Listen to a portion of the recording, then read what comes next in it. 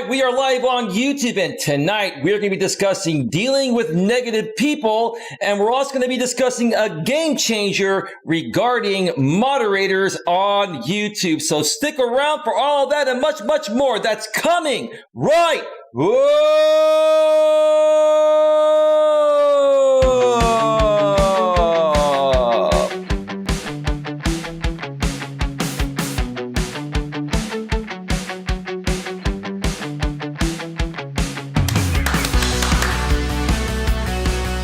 Live from Northern California, welcome to Navigating the Modern World with Coach Eli. And if this is your first time here, and most importantly, you are open to suggestions and change, please consider subscribing and then banging that bell. And after you bang that bell, when that pop-up box pops up, make sure you select all notifications, because that way you won't miss a single thing. You will not miss anything when it comes to getting a better grip on your life. And also make sure on your smartphone, your tablet, your iPhone, your Android, or anywhere that you have the YouTube app installed on, you must also make sure that the YouTube app is set to receive those notifications at a device level. You do all of that. Yeah, I'll give you a real clap. I'll give you a real clap. A real clap, and probably even a digital clap as well, right? We're in the digital modern world, so, I like to create a hybrid of the old school ways of the real clap and the digital clap. Nothing wrong with the digital world, folks. The digital world has certainly tremendously impacted and helped our lives. But some people just don't know how to use it properly, to say it politely. I'm sure you know what I mean by that, right? Well, anyway, so tonight I have a great show for you folks. We're going to be discussing negative people. And this is a general topic. I want to make it very clear that this is not a topic that is specific to any particular group or any particular people or any particular person in general. This is a general topic that, I've wanted to discuss and pinpoint for quite some time. I've been discussing, negativity on this channel for quite some time. And that's, part of what I try to help people learn to avoid if they, want to become successful in any aspect of their life. So I just wanted to make that very clear before, we get into it here. Now, give me just a second here. I just want to make sure everything's working properly and get a sip of my coffee.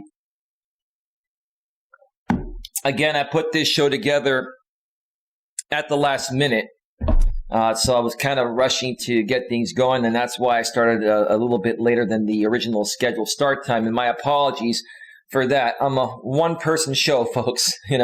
I'm not a big enough YouTuber yet to, hire people. And even if I become a bigger YouTuber, I really enjoy the whole entire aspect of being a YouTuber. I love talking to people. Hang on one second. I love talking to people, with people. Oh, hang on.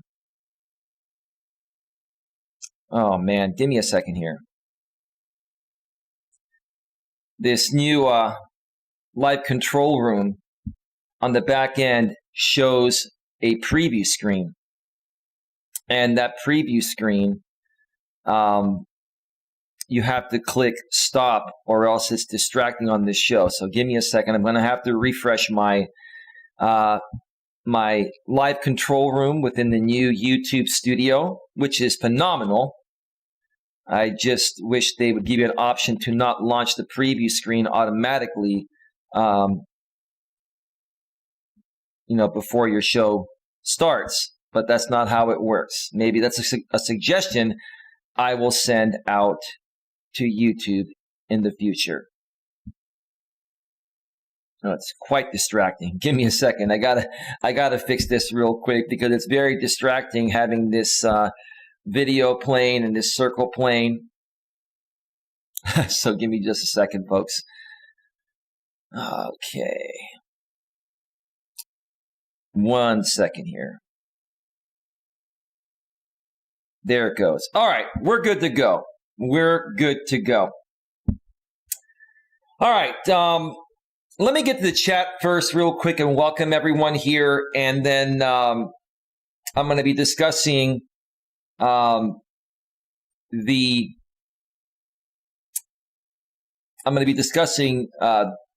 game changer regarding the purpose of YouTube moderators. And this is regarding something I've wanted to clarify amongst my moderator crew for quite some time. And I've been referring to this throughout some of my recent past streams, that there's a big game changer coming. And tonight's the proper night to discuss this, so I'm going to be getting that in just a little bit. But before we get to that, let's check out the chat and see who is here. Muttnuts Reviews in the house. Hi all, how is everyone? Doing quite well, Muttnuts. Thank you so much for being here. We also have Queen Helen Casey in the house. Hello, Eli. Hello, Queen. Smash the like button for Eli. Queen says, hello, Mutt. Mutt says, hey, Queen. Muttnuts Reviews. I am here listening. Been a long day, tired, but got a lot done I needed to do today and got some stuff ordered today that I've been waiting for. My filming will do an unboxing video when it gets here. Can't wait. Well, good for you. I look forward to that, Muttnuts Reviews, and thank you again for being here tonight. Queen Helen Casey says that is wonderful, Mutt. Muttnuts Reviews says, yes, it was left some, or I think you meant to say you were left some money by a family member that passed away of cancer. She was 98. All right. All right. Well, do this for her and her memory. That's awesome. Not awesome that she died, but, you know, she left you a little bit of money, and now you're going to put it to good use in her memory. Muttnuts Reviews. She loved watching my videos. Even better. That's awesome. God rest her soul. Muttnuts Reviews.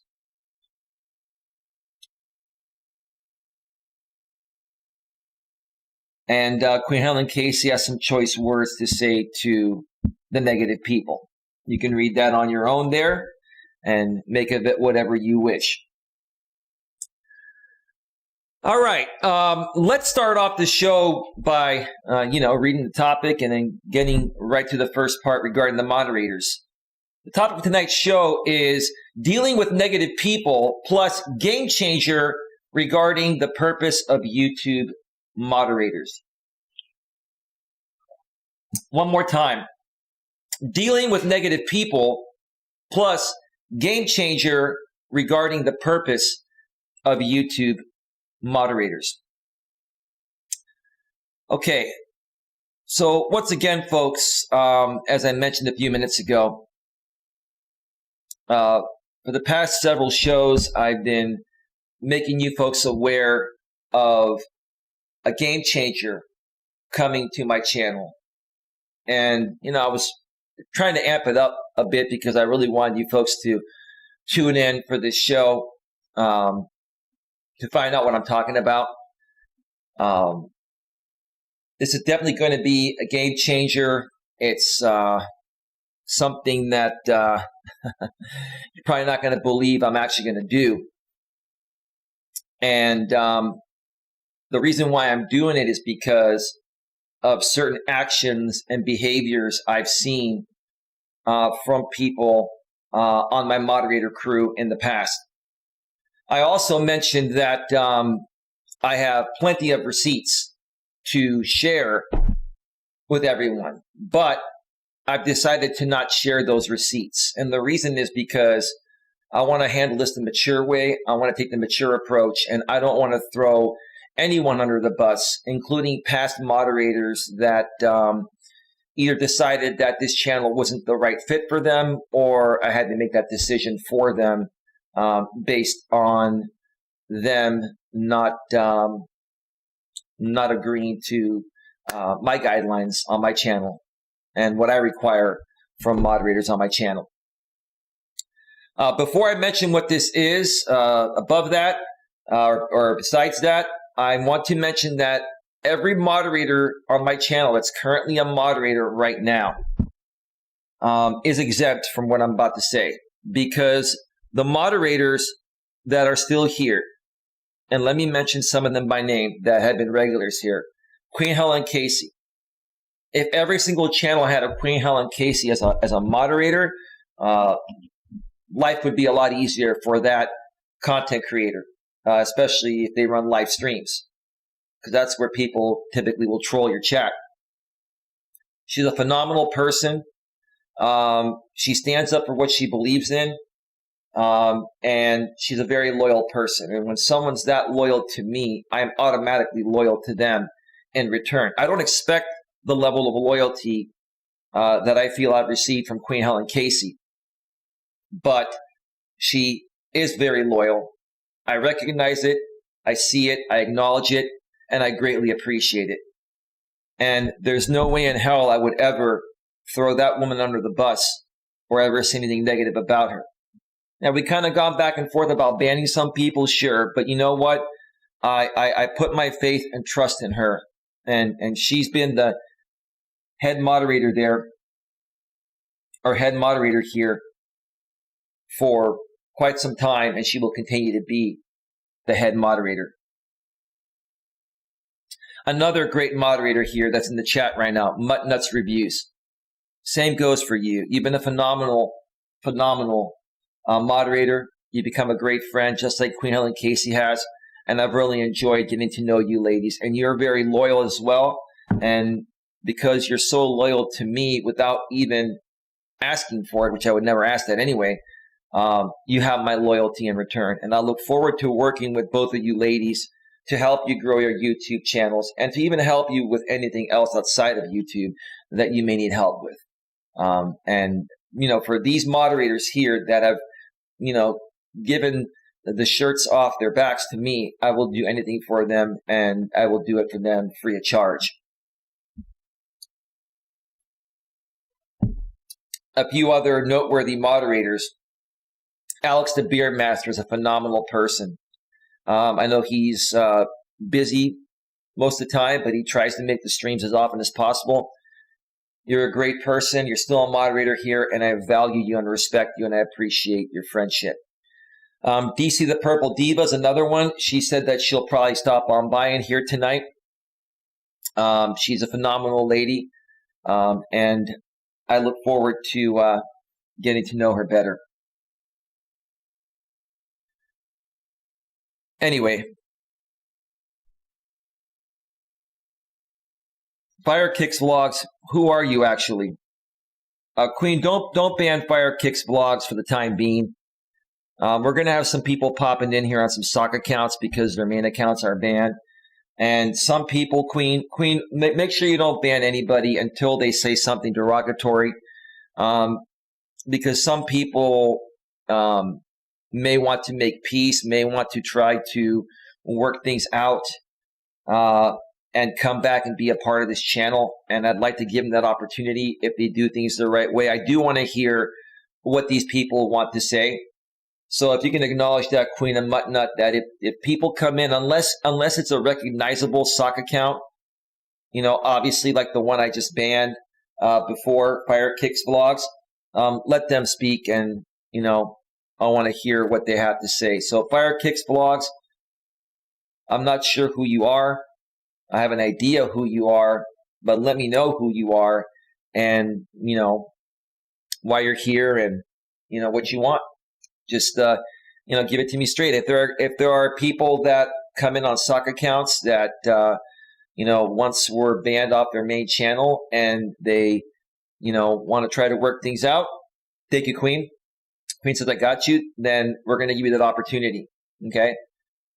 But again, you're going to have one chance. And if you come in here and you try to pretend to be nice and then do a sneak attack, then Queen Helen Casey or myself or Mutt Nuts Reviews will just ban you.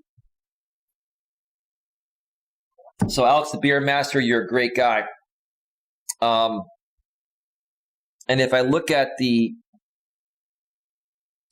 chat, let me see who else. Colin's Trivia is another one. That's Colin Butters. He's been very loyal and faithful to this channel throughout thick and thin. He's never once talked negative about me or supported any other group of people talking negative about me. He's been very loyal, and he automatically gets my loyalty as well.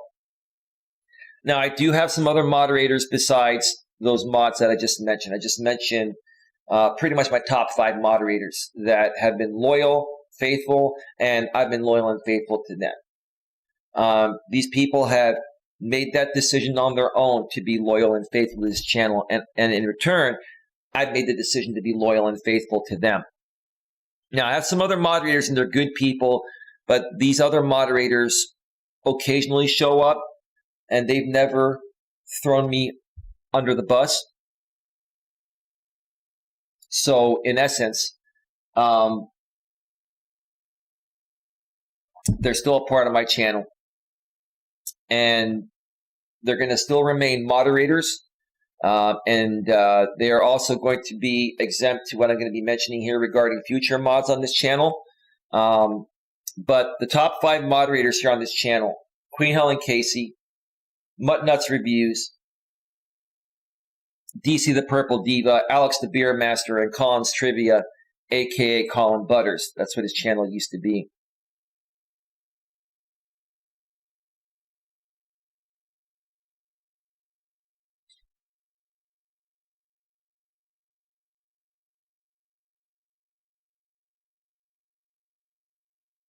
Fire Kicks Vlogs is me. I just got a private message behind the scenes. Well, I still don't know who you are. Can you be more specific?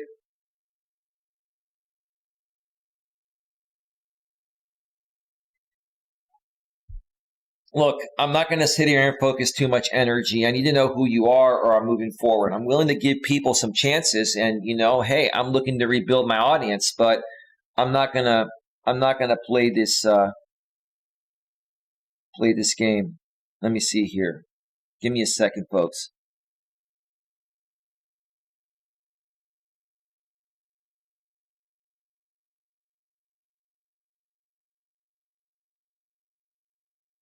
Let me see.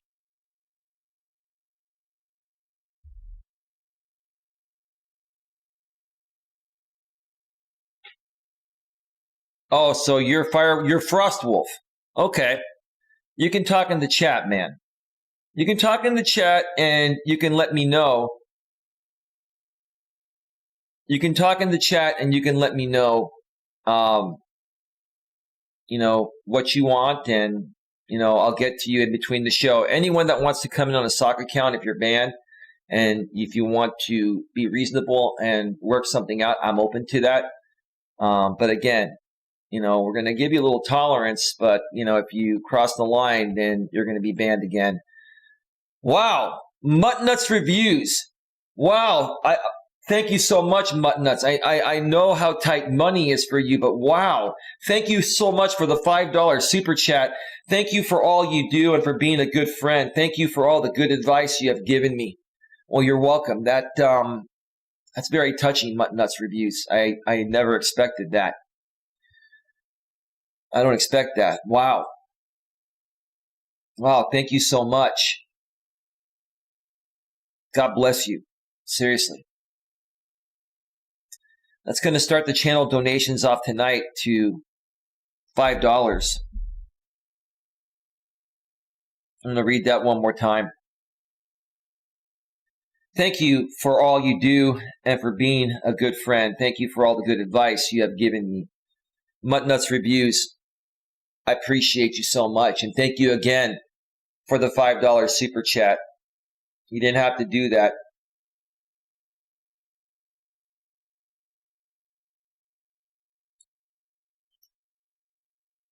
You didn't have to do that. I know how tight money is for you, and you've been supportive to this channel in such great ways that it's just as good as giving the super chat. So while it wasn't necessary, I greatly appreciate it. Thank you so much. All right, so now you folks know where I stand with my current moderators, and now I'm going to discuss how I'm going to be handling future moderators on this channel.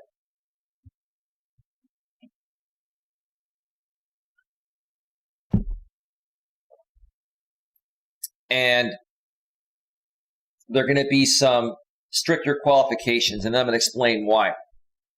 I'm going to share with you folks how this has affected a lot of YouTubers, who they choose as moderators, how many moderators they have, etc., has affected a lot of YouTubers, including myself, from moving forward. From this point on, I'm looking for loyalty within my moderators. I'm not asking you for loyalty. I don't expect loyalty. But if you want to have a mod wrench on this channel, that's what I'm looking for. It's optional whether you want to be loyal or not. But if you want a chance of being a mod on this channel, it will require loyalty. And if you give your loyalty to me, you're automatically getting my loyalty in return. So nobody will get moderator access quickly anymore. In certain rare circumstances, I may make an executive decision to mod somebody quicker than my rules. My rules are subjective to change. Well, my rules are subjective to change, which is subjective to how I want to change them. My rules are my rules. I have the right to change my rules at any time. But they're more like guidelines, put it to you that way. They're more like guidelines, like YouTube has community guidelines and copyright guidelines and ad-friendly guidelines, membership guidelines and merch guidelines and all that crap, right? Let's just call these guidelines, because guidelines are subjective to, each individual and how we perceive them to be, using or abusing or not abusing those guidelines, right? I'm looking for people that are going to come back often to support these streams. So basically, I will not be moderating anyone new from this point on unless they've invested at least 1 month on this channel and they attend streams regularly. Does that mean you have to be on every single stream? No, that's impossible. But I know how much people love YouTube out here, and when they like certain content creators, they're loyal to these people, and they find a way to follow these people every day. And while I don't expect people to be here every day, someone that wants to be a moderator is going to have to show me their loyalty to this channel. So the more loyal you are to this channel, the more often you come. And if you are loyal to this channel for a minimum of 1 month, I will consider making you a moderator. It will not happen. Typically, it will not happen right away or within the first week anymore, like it's been happening in the past. I've realized that I've made many mistakes moderating people that I thought were fit to be a moderator and were mature enough to know how to handle being a moderator on my channel.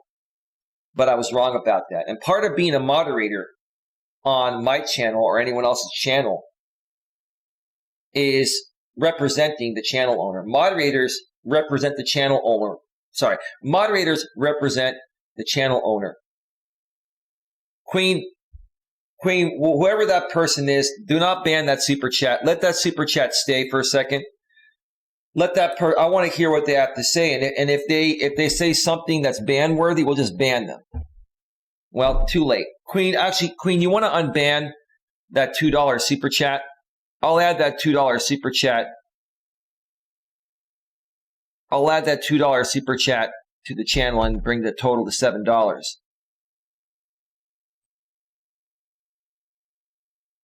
Let's just hear what they have to say, Queen. And if they're pulling a fast one on us, then we can ban them at that point. But some people may possibly have a change of heart. Maybe they want to work things out. You never know. Maybe they're seeing the light. Who knows? but we're not going to know if we don't leave the door open for them a little bit at least. Thank you, Queen. I appreciate that. I'm here to bring peace. You're unbanned, and you got one chance to say what you got to say. But the moment that, Queen, listen, keep an eye on these people like a hawk. The moment that they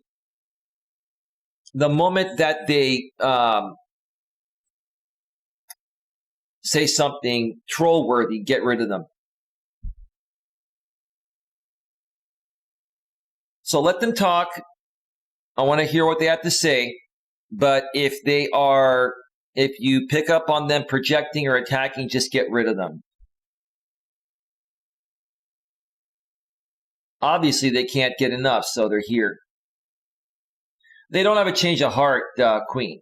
But there are some people that were actually good people from the community. I met you before they, went to the dark side.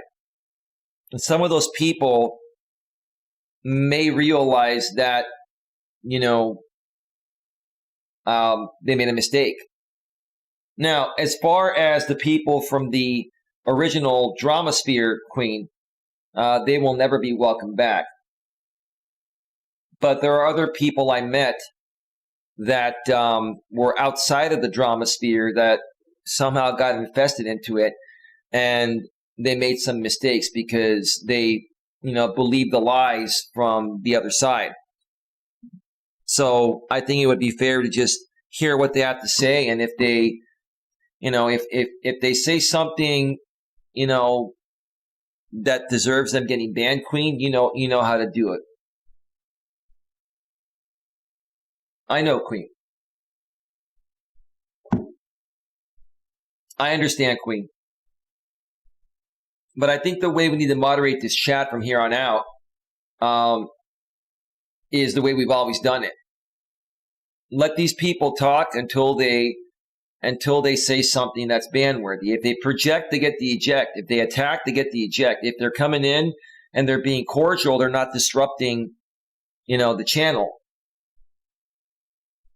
So, we've got to have a little tolerance, or else, the channel's never going to grow. And that's another thing I wanted to discuss here tonight regarding the moderators. But like I said, folks, from here on out, it's going to take at least a month for new moderators or for people to qualify to be a moderator. Another thing, do not ask to be a moderator on my channel, and I wouldn't ask to be a moderator on anyone else's channel. Getting mod access is at the sole discretion of the content creator. And if you're going around asking for mod access, that's pretty rude in my opinion. That's pretty rude and selfish. Mod access is something that you learn. Mod access is something that you earn. It's not to be given out, like running water.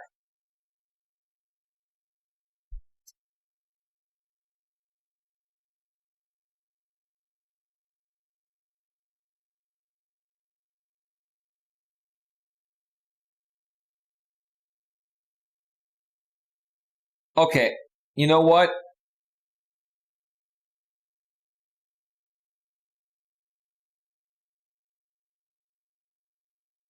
You see, these people right now, because I'm not feeding into them, are trying to get me to feed into that one dude, and I'm not feeding into him. You see, if you're gonna create a sock account saying Queen is a terrible mod, she ruined your channel. No, she has not ruined my channel at all. She's not. Don't come at my best moderator in that way. Now, if you want to come back on one more sock account and tell me why you're here and be clear about it and stop sending vague super chats to get recognized, then we'll talk. If not, Queen, keep banning that person. LA Legit Arena. Okay, LA Legit on the sock account. Eli, I'm no threat to you or your channel. I just wanted to say that you're going in a great direction with it. You're focused and staying on point. You are putting out good info, kiddos. All right. Well, if that's the real LA Legit, I appreciate it. I appreciate the comment. I still don't know where to stand with you, to be honest with you. You're still supporting, other people with lots of money to do terrible things. And I'm just being honest about that. So that's my opinion about you, ma'am. I appreciate what you're saying about me. But if you actually really mean that and you like positive, content, then, why don't you support positive content instead of negative content? I'm not asking you for money, Leggett, but I'm just saying, it doesn't make a lot of sense to me. So you may come in here on a sock, and who knows, you may not even be LA Leggett. You may actually be, the one dude that's trying so desperately to get me to feed back into things. So, okay, well, LA Leggett, I'm not going to address you anymore. Do what you got to do. If you're respectful, anyone that's respectful, regardless of whatever account you come in, will let you talk. But the moment you're disrespectful, myself or Queen or one of the other mods will ban you. Again, I'm just saying, look, I'm a positive channel here. I'm not into negativity. And I'm not expecting anyone to, donate to me on this channel, but you've donated lots of money to channels that are full of hate. And, that's something that does not make a lot of sense to me. That's just my opinion. Again, I don't think that's the real LA Leggett. I think that is this dude trying to, so desperately, reel me back into the drama because this dude has no other content without me. But that's as far as it goes. Well, okay, go ahead and go listen. Have yourself a great night, and thank you for being here. I appreciate it. Let me add $2 more to the channel donations fund, and we are now at $9. And I know exactly who all those stock accounts are. It's one person that's so desperate to reel me back in because he can't bring value to, his channels where he talks about me without me feeding into him. It's over, dude. You're making yourself look like a fool, man. You're pathetic. You're absolutely pathetic. Anyway. So, yeah, any new moderator that comes here on this channel is going to be subject to proving that they're worthy of being a moderator. Now, another reason why I've chosen to go this route is because I've noticed the main issue with moderators on channels, especially throughout the communities I've been a part of. A lot of channel owners will moderate certain people, or many channel owners I've seen will moderate everyone because they feel that's a way to control these people to keep coming back to their channels. Now, I'm not going to go as far and say that that's what I was doing. I will come out and say that the people I did moderate, which was even sparingly, in the past, were people that I wanted to keep around because I thought they were good people. I thought they were trustworthy, and I wanted to keep them around. And I was also thinking, when you moderate people, you make them feel special, you make them feel important, and that will keep them around. But that's the wrong way to look at it. It's absolutely the wrong way to look at it. And I've also started to more so realize why certain moderators were thinking that I'm trying to control where they can and can't go, or even other channel owners, have had their moderators say this to them. You're trying to control where we can and can't go, and you can't tell us what to do and what to watch on YouTube and not to watch. That's absolutely correct. I have no right to tell anyone out here who to watch and not to watch. But as a moderator, I do have expectations for my mods. And that, number one, regardless of where you go on this platform, okay, when you're on this channel, you are to be respectful to myself, my other moderators, and other consumers of content. Unless they're out of line, then you ban them according to my guidelines, and that's the right thing to do. Because as a moderator, you represent the channel owner. And not only do you represent the channel owner on their channel, you represent that channel owner wherever you go. Because if you're a moderator on my channel or someone else's channel, and then you go onto someone else's live stream where they're talking shit about me or another channel owner that you're a moderator for, and you're there and you're participating on that stream, especially on the show,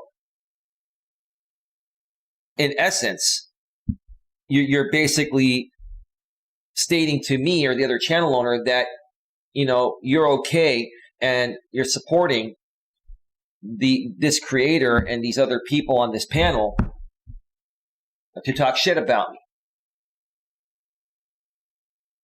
And again, it's not about me controlling where you go or what you do, but it's about respect, and it's about loyalty, and it's about trust.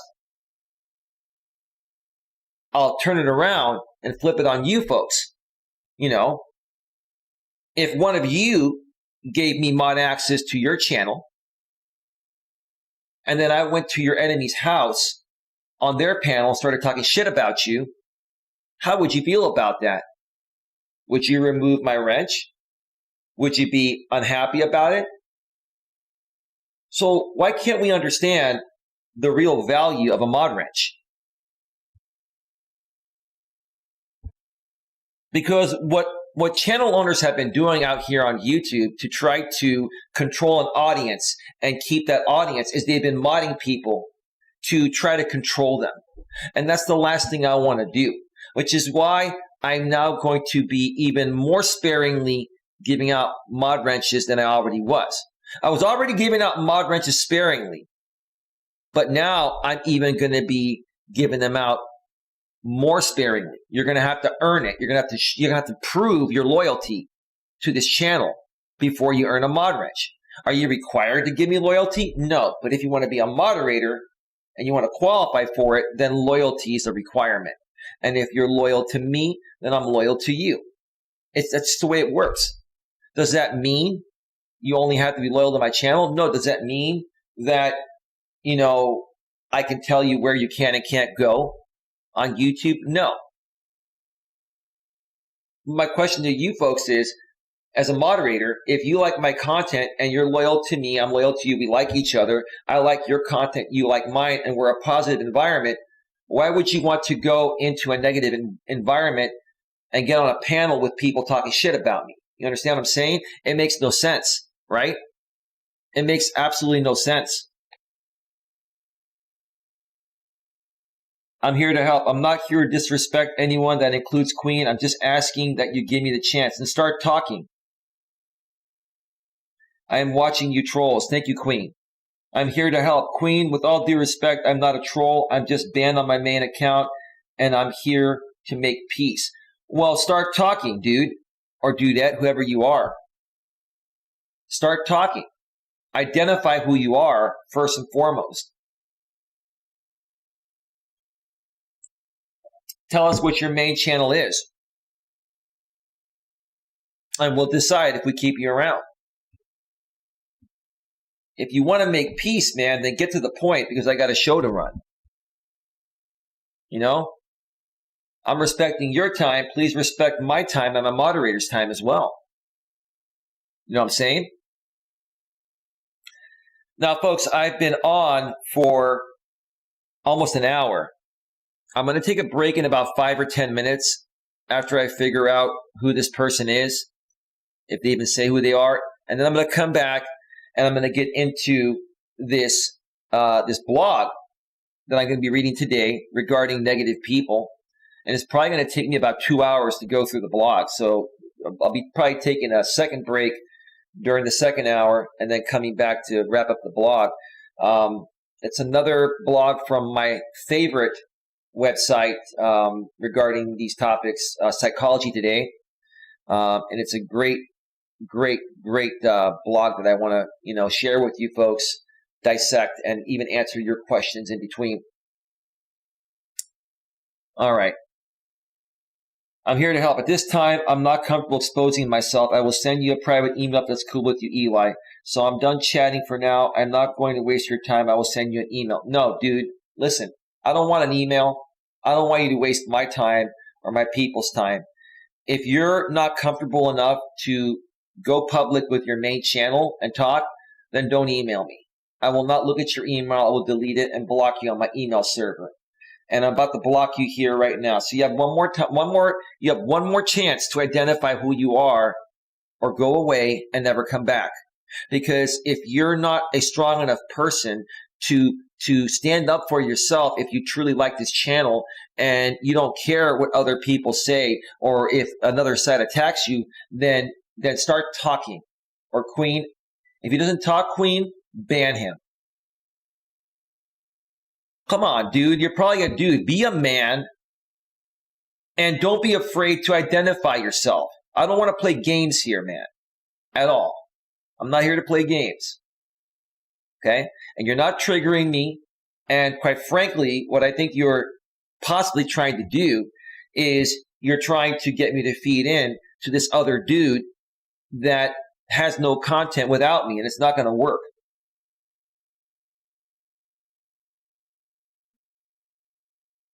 I don't know who that is, but I want to tell you that person.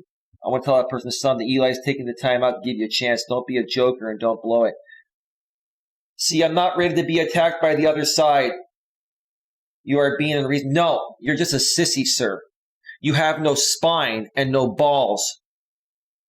And if you're afraid of the other side attacking you, then get the hell out of my channel and Queen ban this guy for being a sissy, for not being a man. Get out of here. Queen, get rid of him. If you email me, sir, I will ban you off my email server every time from every email. It's one button on my email server and you're banned. When you grow some balls and figure out that you have a spine to stand and stand up for yourself, then come back. He's not derailing me, LA Leggett. He's not. He's just being a big sissy. And quite frankly, it might not even be a real person. It may be the other dude. And LA Leggett, here's the thing. I think the other dude may have even sent you here. I could be wrong. But I know the other dude desperately wants me to feed into him because he has no content without me and his audience is bored without me feeding into him. And I'm not going to do it. I'm not going to do it. I'm not stupid. And I ignore the dude. I don't watch his shows anymore. I don't care. I don't care what he does. He's been making up shit about me. From what I hear, people behind the scenes will give me, snippets and they'll give me the synopsis of what he does. And I just laugh at it. I'm like, I'm too busy. I've got other things going on. They keep telling me all the lies he keeps doing to try to reel me back in. And it's just not going to happen. But anyway. So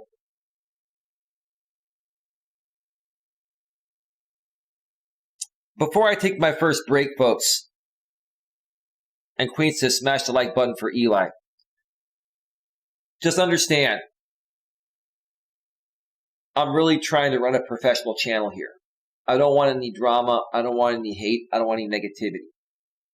I talk about these topics because I want to teach people how to avoid hate, how to avoid drama, how to avoid negativity, which we're going to be discussing here today, how to deal with negativity, handle negativity. And when I get this blog here after I come back from break, you're you folks are going to learn a lot, the ones that stick around.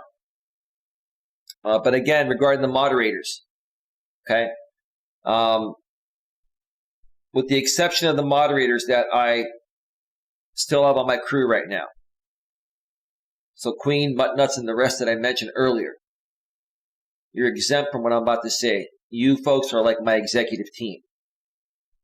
You will always get everything free of charge, and I will help you folks free of charge. To only these moderators. Future moderators are not going to be looked at in that way. Future moderators are basically going to be no different than a consumer of content that has earned my trust enough to moderate the channel, and that's as far as it goes. Future moderators will also have to pay for members-only access stuff. And again, that only applies to future moderators. Current moderators right now are exempt from this because you folks have shown me so much loyalty. I've had for the last year and a half that I've been running this channel, I've probably had about 150 different moderators on this channel. Not all at once, but, some people, get removed and new people come in. I think the most moderators I've ever had at one point on this channel was like 50. Now I've got like less than 10. Those moderators that I have right now are exempt from all of this, and they will always get everything from me free of charge because they've earned that without me even having to put these rules out.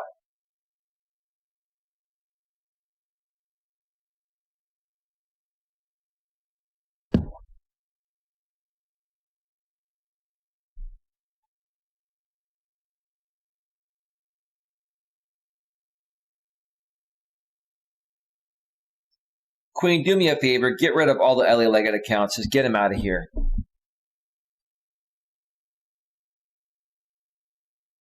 If LA Leggett, is a real person, there's one way LA Leggett can prove it. Besides that, just get rid of them. You know who it is. This dude is so desperately trying to suck me back in. He's pathetic as hell. Queen, just get rid of all the Leggets. Every one of them. You know who it is. It's that pathetic guy trying to suck me back in for content because he's got nothing. Unless I feed into him, his audience gets bored. So he's trying every little thing he can to try to suck me back in. It's pathetic as hell, man. The most pathetic, moronic person ever. He practically has to steal someone's identity and make his channels all about me to have a purpose out here. Absolutely pathetic. Thank you, Queen. Just keep banning them. I just want to run my show. That's all. Thank you so much.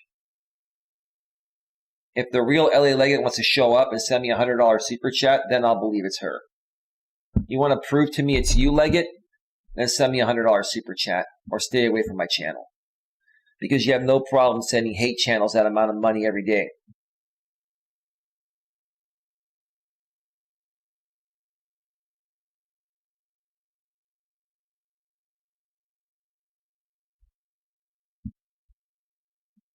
And Queen, just keep banning all the negative people because they've been enlisted to come here to try to reel me back in. This is so comical, I'm laughing at it. And it's more so proving my topic here. It's more so proving my topic, dealing with negative people. You're seeing an example here live on my channel, how we deal with them here, which is why we focused, even the amount of energy we focused, to try to talk with them and to decide to ban them. We're showing an example of how to handle it. And then you move on and run your show or move on with, whatever you're trying to create and they were trying to derail. Yeah, Muttnuts Review says, wow, people have nothing better to do than catfish for content. I've never heard it said that way, but that makes a lot of sense, Muttnuts Reviews. People have nothing better to do than catfish for content. It's the people that have no purpose and no content on their own that catfish for content, Muttnuts. and because certain people that need me to feed into them to have the content that gets them the traction, because I'm not doing it, they're trying everything possible to get me to feed into it.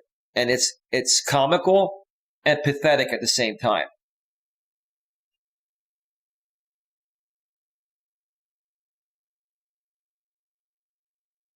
Comical and pathetic at the same time.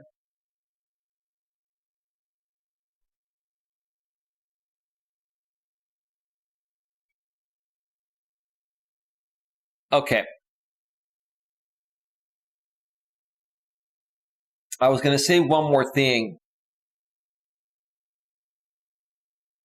And then take a break.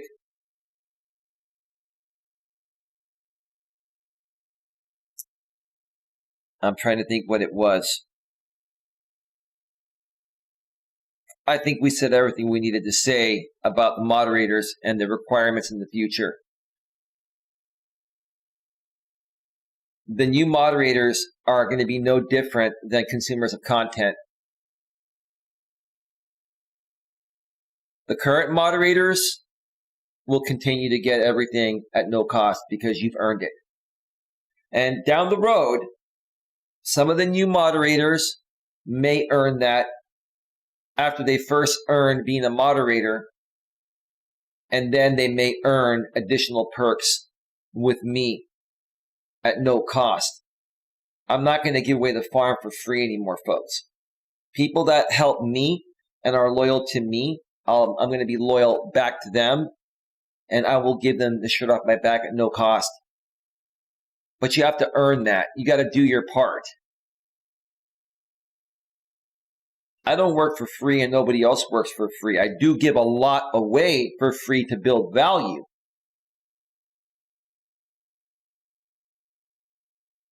But I'm not going to go above and beyond that anymore like I have been for all the moderators. Only certain moderators will get that from me. Again, all new moderators will need to be loyal and show their loyalty for a month. There's no set amount of time you need to be on the channel during that month, but you got to be noticeable. So basically, you're going to want to come around at least, 2 or 3 times a week. I stream almost every day. And stick around. Don't just come in for 2 minutes, say, hey, I'm here, and leave, because that's not going to qualify you to be a moderator. You got to participate. You've got to want to actually be a part of this channel. And you're going to have to show it to me and prove it to me. And then after a month or so, maybe you'll earn a wrench. And then if you become loyal and faithful beyond that without me asking you, and you do that in a natural way, then I may offer you some of the same perks for free that I offer the current moderators. That's the way we're going to do things from here on out, because, again, part of the issue here with these moderators has been, I don't want you telling me where to go or not to go. And then when they go to my enemy's house where they're talking shit about me and they just sit there and don't defend me, or they participate in negativity, which is a leak back into the drama sphere that I don't want, and then I call them out on that, they're saying you're trying to control me. No, I'm not. I just don't want to leak into the drama. So I'm just not going to make people moderators until they prove to me that they're loyal. And if you prove to me that you're loyal and you're not going to, support channels that are disrespecting my message and brand and attacking myself and my brand, then until you prove that, you're not going to get a mod wrench. You prove that, you'll get a mod wrench.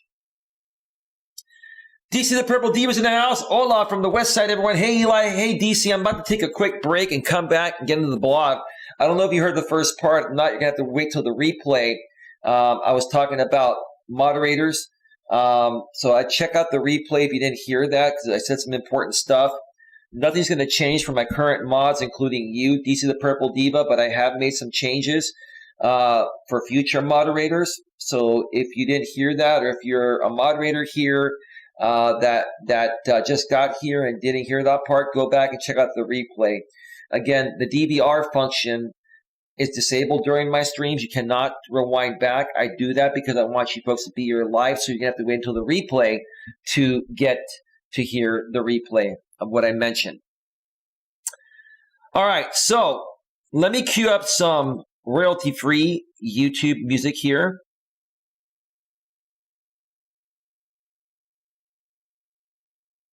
And then I'm going to take a quick break, 5 to 7 or 8 minute break or so, and come back and get right into the blog regarding, dealing with negativity.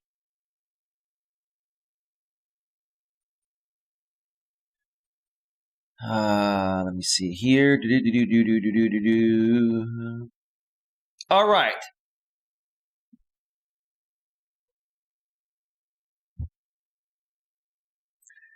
All right, folks. We'll be back in just a few minutes. Do not go anywhere!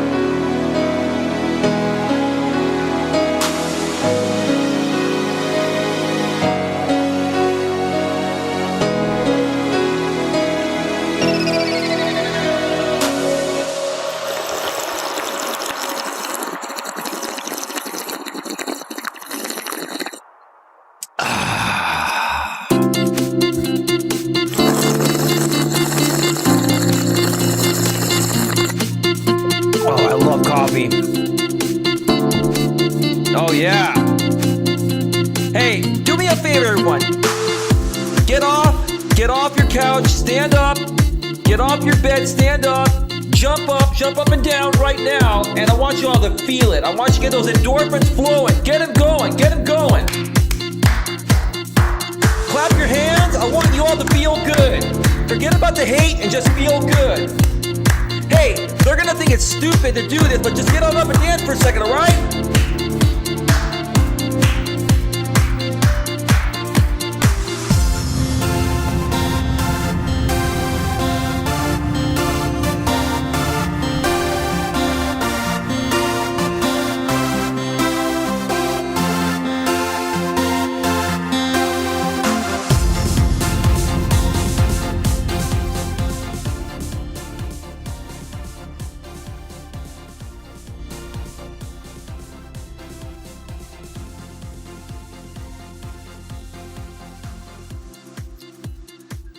All right.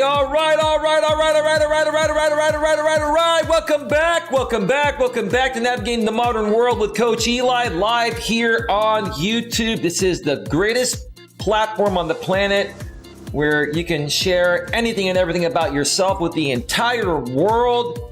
Thank you, Google, for buying this platform, like 15 years ago? Or else it would have never survived. It needed your resources to make it happen and give us all a chance to express ourselves in ways that would not be possible otherwise. Anyway, welcome back, everyone. Glad you could all be here tonight. It is 2:05 a.m. Eastern Daylight Time, 11:05 p.m. Pacific Daylight Time. In my neck of the woods, I'm in the San Francisco Bay Area here in Northern California. Glad you could all join me here. Tonight, we are discussing dealing with negative people. And we also already discussed during the first part of the show a game changer regarding the purpose of YouTube moderators. You're going to want to check it out. I have new requirements for my moderators in the future. And you should consider probably implementing a lot of these changes on how you run your channels with your moderators so you can avoid a lot of the drama, unnecessary drama and difficulties that I've had dealing with my mod crew in the past. And I'll tell you folks, I've realized, and I want to ask you folks in the chat right now if you've had a similar issue. I've realized that the biggest thing that's hindered my success on my channel, even greater than what the trolls have done, the haters have done, are my moderators. Because in essence, who do the trolls and haters attack? They attack the moderators. They try to destroy the moderator crew. They try to tell the moderator crew, oh, this dude's telling you where you can and can't go. If you want to come hang out with us, shouldn't you have the right to make that decision on your own? Well, sure. And that's exactly how the trolls and haters are destroying channels, by getting to the mod crew. So that's why I changed up my rules. I changed up how I'm going to be handling this in the future. And it's going to take a lot more work to qualify being a moderator on this channel. And it's going to require loyalty. The moderators that are here now, like I mentioned in the first part of the show, have already given me their loyalty without me asking them. They're doing it naturally. That's what I'm looking for. Those are the people I'm looking for. And when people give me their loyalty, like I've mentioned many times, I give them my loyalty back in return automatically. So if you missed any parts of that first segment, you're going to want to go back and check out the replay. Again, I have the DVR function, the rewind function, I can't even talk, disabled, so you can all be here live. So check out that part when it goes to a replay. Let me get the chat here before we get to this blog regarding dealing with negative people.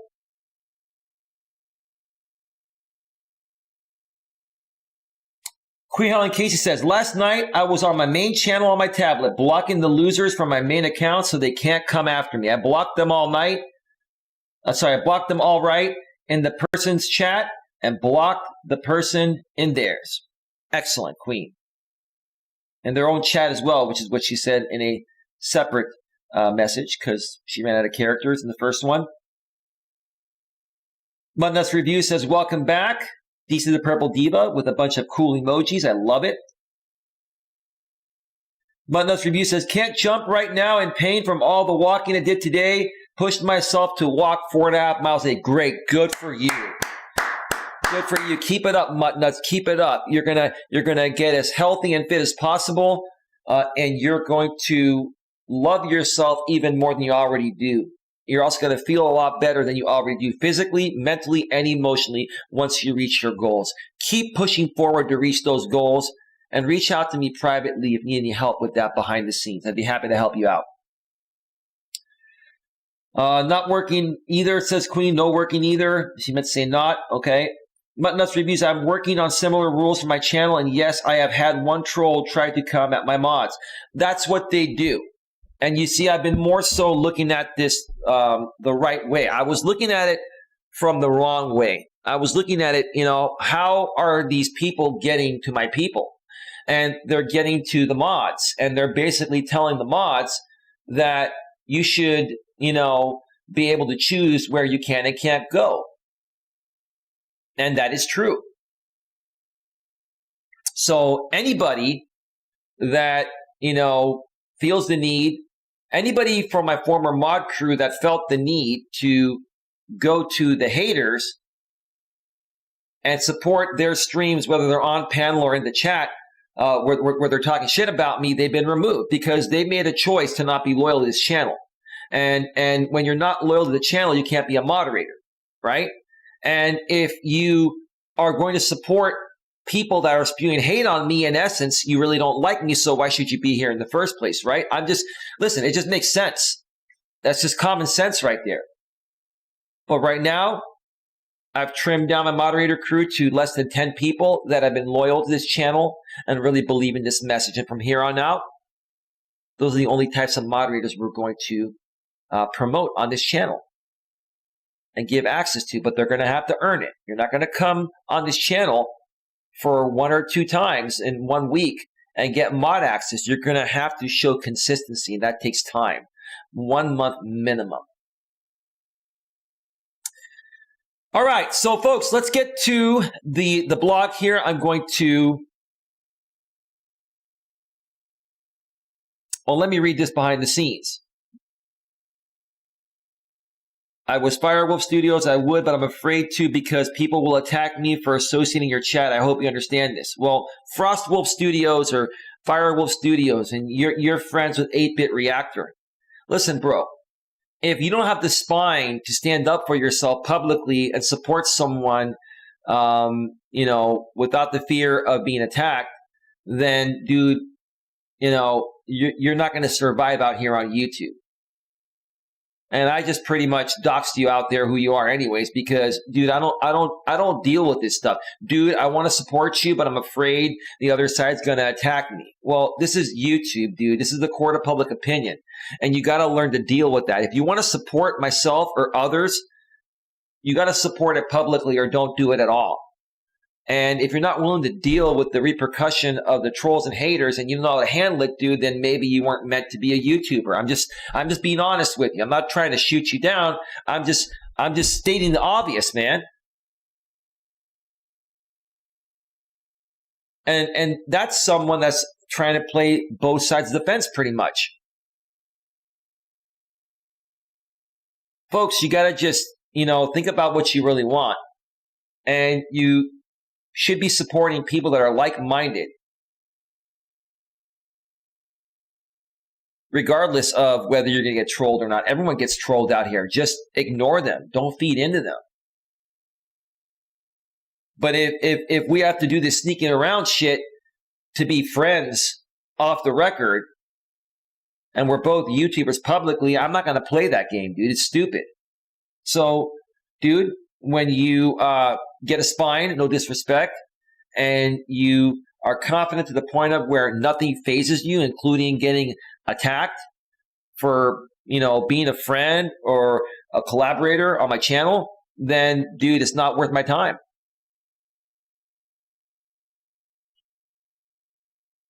All right. Just wanted to share that. Let's get to the blog here. Today's blog, once again, is from Psychology Today. And it was written by another doctor, a PhD, that goes by the name of Raj Raghunathan. He's with a name like Raj, he's probably an Indian dude. I love everybody. And Indian guys are very intelligent. The thing I like about Indian people is that they're, and I'm not trying to stereotype, I'm just stating what I've seen, especially here in the Bay Area where I live, the San Francisco Bay Area. They're not only very intelligent with their career, they're all tech savvy, whether they're in the tech industry or not. But a lot of Indian people are in the tech industry because they're very intelligent. And, being in the high tech world, requires a high level of intelligence. So, when I first read over this blog to see if it was something that I wanted to, promote publicly and support this blog, which I am, I was really blown away by what this dude wrote, this Dr. wrote is what I'm trying to say. And Dr. Raj is part of something called Sapient Nature. And when we get to the end of the blog, it'll state, what that is and who he is. I'll share more about that towards the end. So let's get to the blog that Dr. Raj wrote, Dealing with Negative People. Why dealing with others' negativity may involve dealing with your own. Wow. When I first read that very first line after the title, it basically has been saying the same thing I've been saying all along. Why dealing with others' negativity may involve dealing with your own. In other words, the doctor's saying, if you're dealing with others' negativity may involve dealing with your own, it means that you're projecting. Because if you're willing to put up with other people's negativity, it means you're like-minded like them, and you're going to project to other people like myself.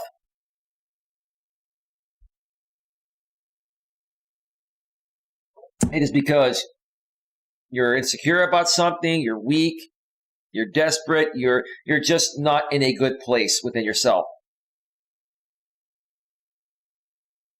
That's why a lot of these, haters follow content creators that are haters, because they're like-minded and they all have the same outlook on life. They all love to attack people that are in a good place and project their negativity, aka insecurities, onto good people like myself, for example.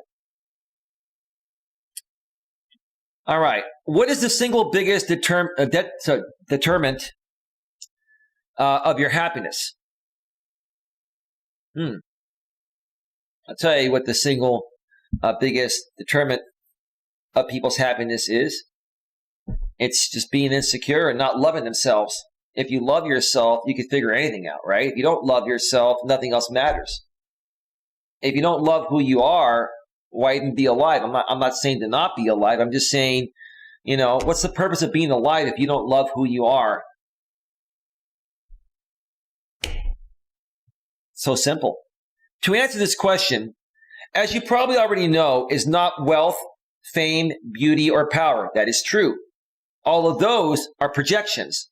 Rather, it is how others, particularly those closest to you, such as friends, family, and colleagues, treat you.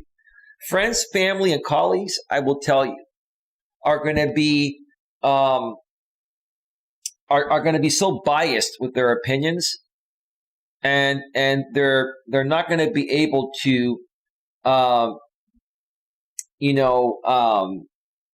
not going to be able to give you the most authentic opinion because they care about you. They don't want to hurt your feelings. So a lot of times they'll tell you that, oh, you're doing the right thing, even if you're not doing the right thing, because they don't want to hurt your feelings, right?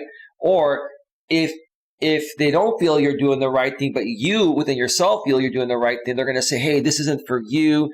You should go do this instead. You're wasting your time with this. You're spinning your wheels.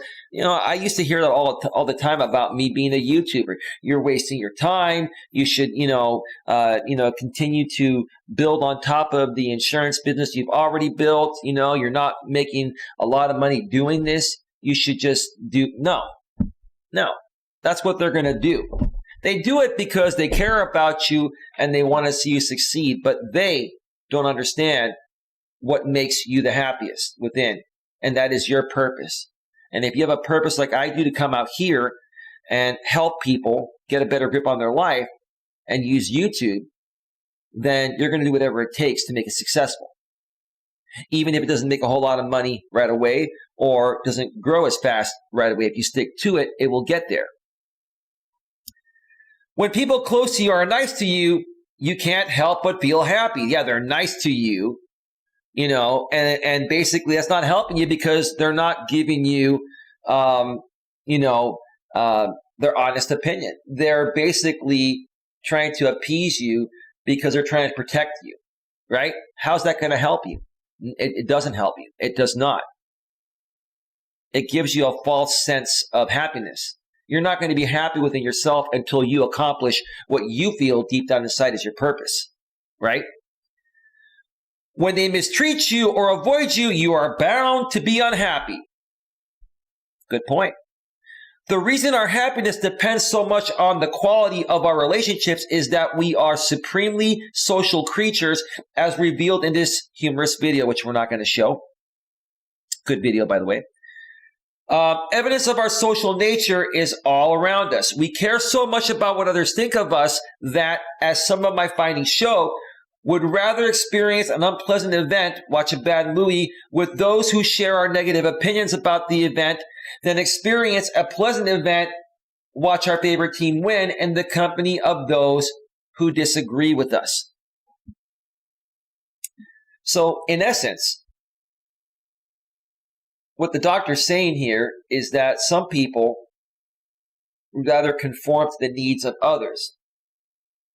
Let's say you have a group of friends that wants to go watch a horror flick, and you're not into horror flicks. You're into action adventure. Horror flicks bore you, or they freak you out, and you don't really like them. But you go and watch that movie with them, even though you're not going to enjoy it, just because you want to hang around with them, right? So you'd rather put yourself in that position just to feel like you're a part of the group, right?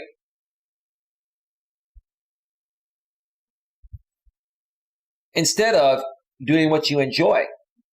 The other example here, instead of experiencing a pleasant event, watch our favorite team win in the company of those who disagree with us. Okay, so let's say, you're watching the Super Bowl and, you're rooting for one team, and a few of your other friends that are hanging out with you watching the game are rooting for the other team. Okay? Some people would not put themselves in that situation. Some people would be like, okay, I'm only going to watch the game with people that support the same team, right?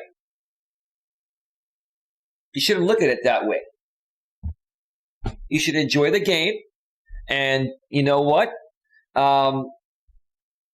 Understand that those people are going to talk smack about your team. You're going to talk smack about their team. But if you do it in a fun and playful way, you can enjoy spending that time together. You shouldn't be afraid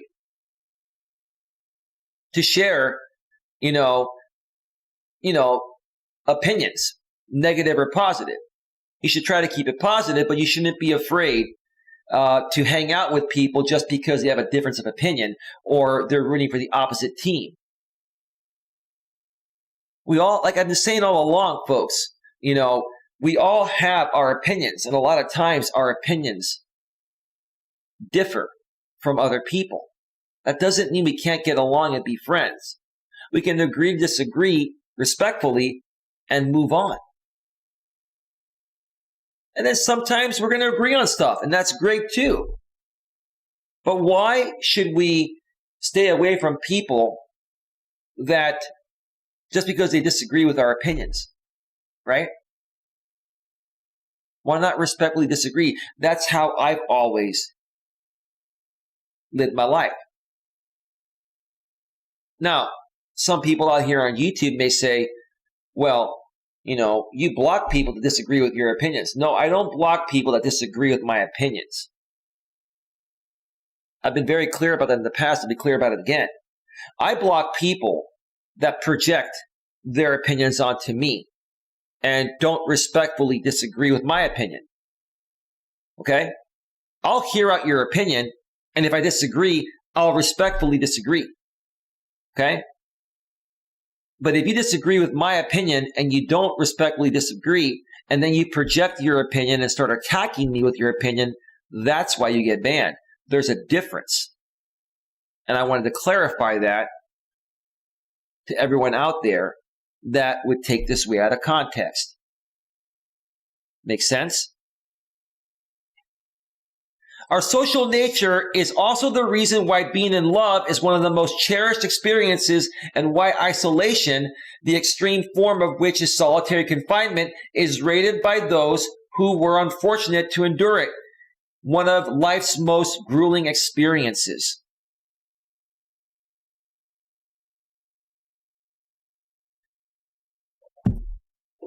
Very well said. This doctor is very profound to the point of where I don't really have a whole lot to critique so far. I mean, this dude is really smart. And not only is he book smart, it sounds like he has great social skills to be writing at this level. Our social nature is also the reason why being in love is one of the most cherished experiences. Being in love is great. There's no better feeling than being in love. And then he says, and why isolation, the extreme form of which is solitary confinement, is rated by those who were unfortunate to endure it one of life's most grueling experiences. Well, why would you want to isolate yourself? What fun would that be? Are you on this planet to isolate yourself on some deserted island? A lot of these people I've dealt with in the past, I've been talking about this MGTOW, men going their own way community, because they've gone through terrible divorces and experiences with women. They've chosen to withdraw from what they like to call the plantation. And a lot of these guys, have moved to different countries. A lot of these guys have talked about, going and buying islands and living off the grid and having no government. Like, it's just, that's a grueling experience. Why would you want to do that to yourself? Why would you want to isolate yourself from this great world that we all live in? It's sad. It's sad, depressing, and lonely, in my opinion. What all this means is that it can be excruciatingly, this guy uses some really big words, and I know what they mean, but when you're reading fast, it's hard to pronounce. What all of this means is that it can be excruciatingly difficult to deal with negative people. Excruciating pain is what he's saying. It can be very excruciating and difficult to deal with negative people. I know that firsthand. Those of you that have been following me for a while know what I'm talking about. You've seen it.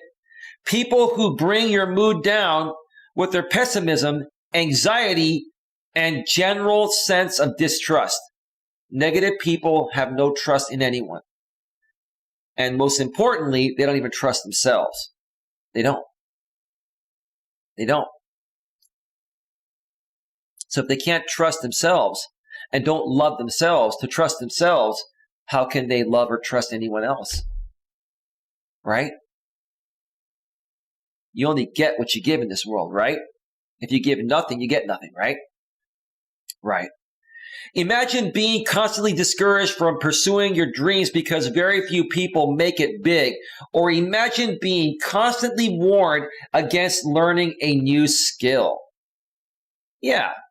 Just like he mentioned earlier, your friends, your family, your colleagues are going to be your worst critics because they care about you and they don't want to see you get hurt. So they're not going to give you the true support. Their opinions about you are not going to be objective, right? Anyway,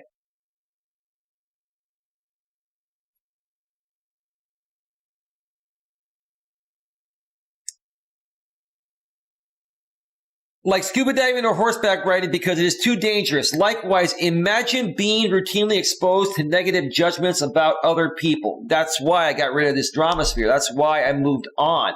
I don't feed into it. I'm tired of the negativity. Like this negativity was drowning not only myself, but anyone else that wanted to be a part of my life on YouTube and off of YouTube. Perfectly stated there, Doc. I can't believe you told our neighbors that you failed your driving test. Now they'll never respect you. What's wrong with saying you failed your driving test? Okay, many people have failed their driving test the first time or second time, but then they pass it. And why would you feel the need to even mention that, right? Now, you may have a close friend or a family member that knows you went to go take your driving test, and because you're disappointed or upset that you didn't pass because you were looking forward to getting your license, you're going to want to tell someone, but tell the right person and don't make a big deal out of it. Don't post it on social media because then you're just, projecting your insecurities and you're looking for attention.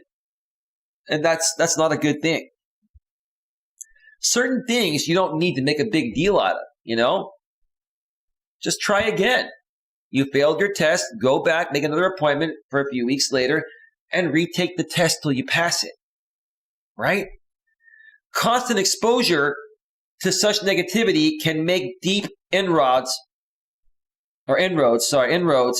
into your bank of positivity, leading you to either become negative, diffident, anxious, and distrustful yourself, or to become indifferent, uncaring, or even mean towards the negative person.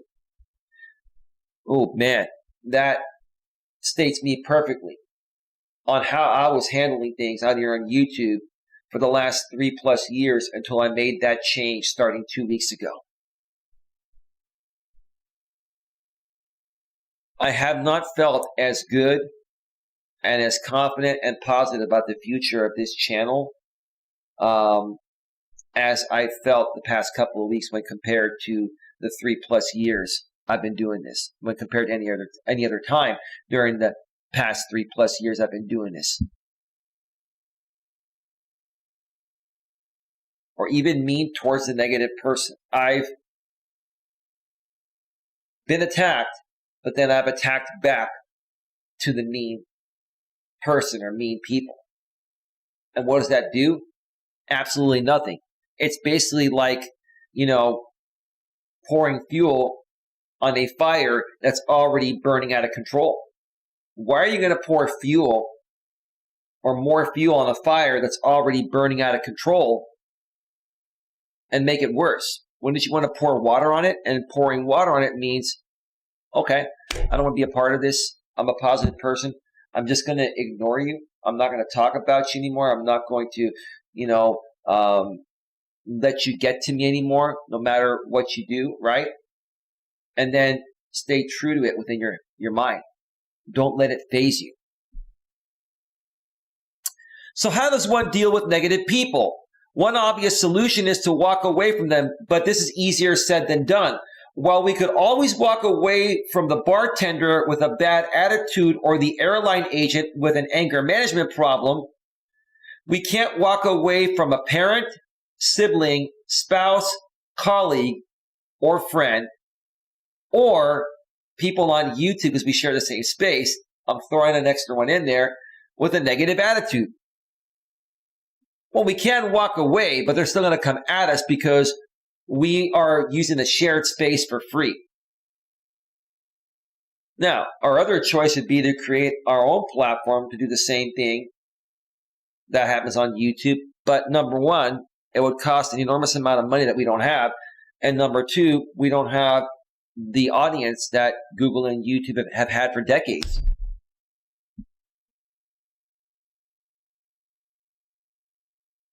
We can't walk away from a parent, sibling, spouse, colleague, or friend, or people even on YouTube, other creators that may be coming at you and their audience with a negative attitude.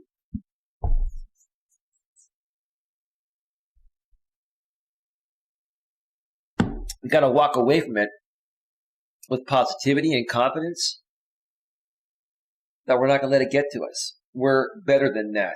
We've risen above that. A more practical approach to dealing with them is to start by understanding the reasons for their negativity. In brief, almost all negativity has its roots in one of three deep-seated fears: the fear of being disrespected by others, the fear of not being loved by others, and the fear that bad things are going to happen. Wow. That's a troll's playbook right there.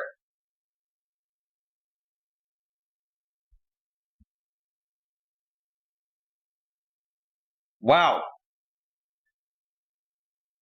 These fears feed off each other to fuel the belief that the world is a dangerous place and people are generally mean. That's not true. People are not generally mean, but there are a lot of mean people out there. And it's not that they want to be mean. It's the fact that they haven't learned to love themselves. They feel that the only way they can offer something to the world is being mean because they were never taught how to be nice. They weren't raised that way. They've had to fend for themselves. And because they weren't fortunate to have the upbringing that many of us have had to give us the right skills to do it the right way, they do it the wrong way.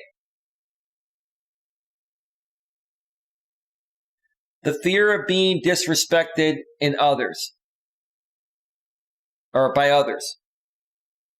Almost all negativity has its roots in one of three deep-seated fears. The fear of being disrespected by others, which that's what happens out here on YouTube. You don't have to let it get to you. The fear of not being loved by others. If people love you, they love you. If they don't, they don't. Don't let it get to you. Just be you, and eventually the right people will fall into place naturally and love you. Don't let 5, 10, 20, 100, 1,000 people that don't love you get to you. And you see more of that out here on YouTube because it's a big public digital video platform. Do not let the people that are coming at you get to you and prevent you from doing what you were made and meant to do. You know what I'm saying? The few hundred people that have been coming at me out here on YouTube in the past,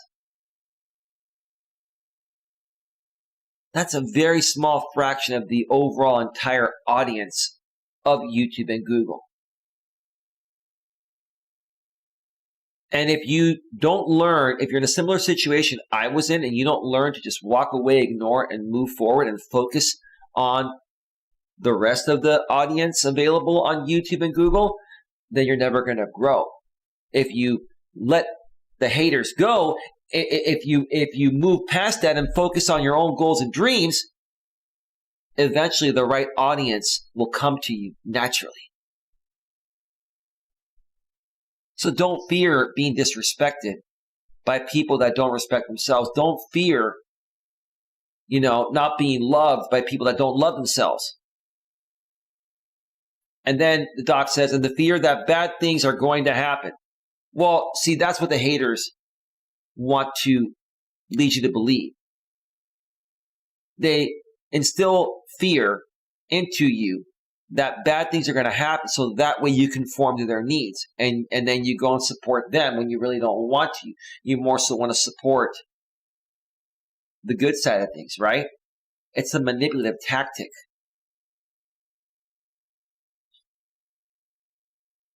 I know one person that uses that tactic all the time, and this person's been successful at even doing it to me until the last 2 weeks.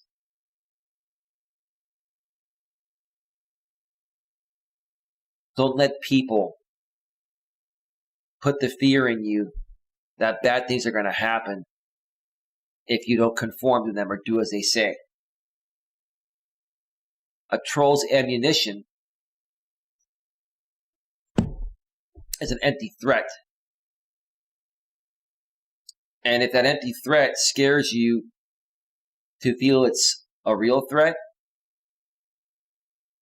then you're giving them in essence what they want and you're harming yourself. And until you figure that out and not let it get to you, it's going to hinder your progress and make the haters more successful than you. They flipped it on you. You need to flip it on them. These fears feed off each other to fuel the belief that the world's a dangerous place and people are generally mean. It is easy to see how, from the perspective of someone operating from such fears, it makes sense to question the wisdom of pursuing dreams. Failure seems all but guaranteed. Interesting. Not true, but interesting. Failure is not guaranteed, but nothing's a guarantee. You never know what's going to happen. You give things your best shot. Sometimes you fail, sometimes you don't. But failure is not always guaranteed, such as, non-failure is not guaranteed. And to be averse to taking risks, even if it is obvious that doing so is necessary to learn and grow. You got to take risks. I've been saying this all along. No risk, no reward. If you don't take action, how are you ever going to get anywhere? If you don't get your ass out of bed every morning, how are you ever going to accomplish anything? You got to get your ass out of bed, get your clothes on, and take a shower, get ready, and walk around and move. Take action. Right?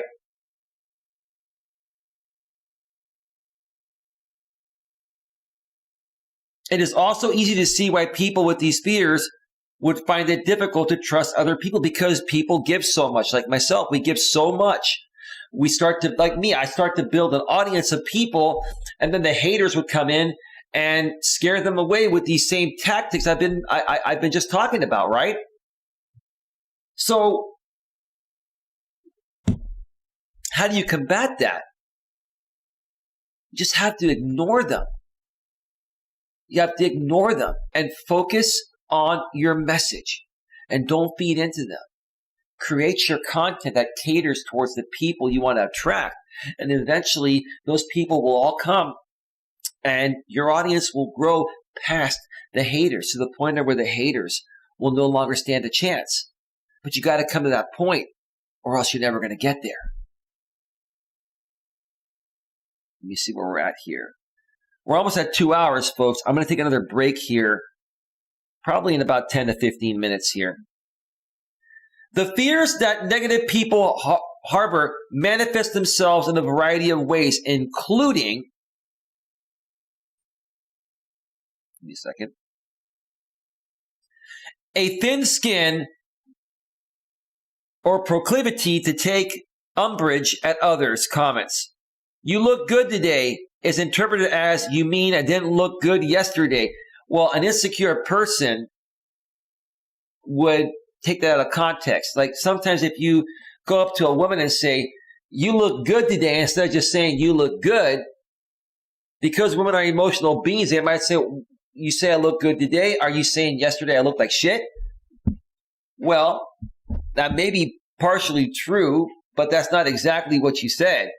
So you got to really take other people's feelings into consideration and emotions into consideration before you say something and how you say it. Instead of saying you look good today, in my opinion, just say, hey, you look good. Wow. You look great, babe.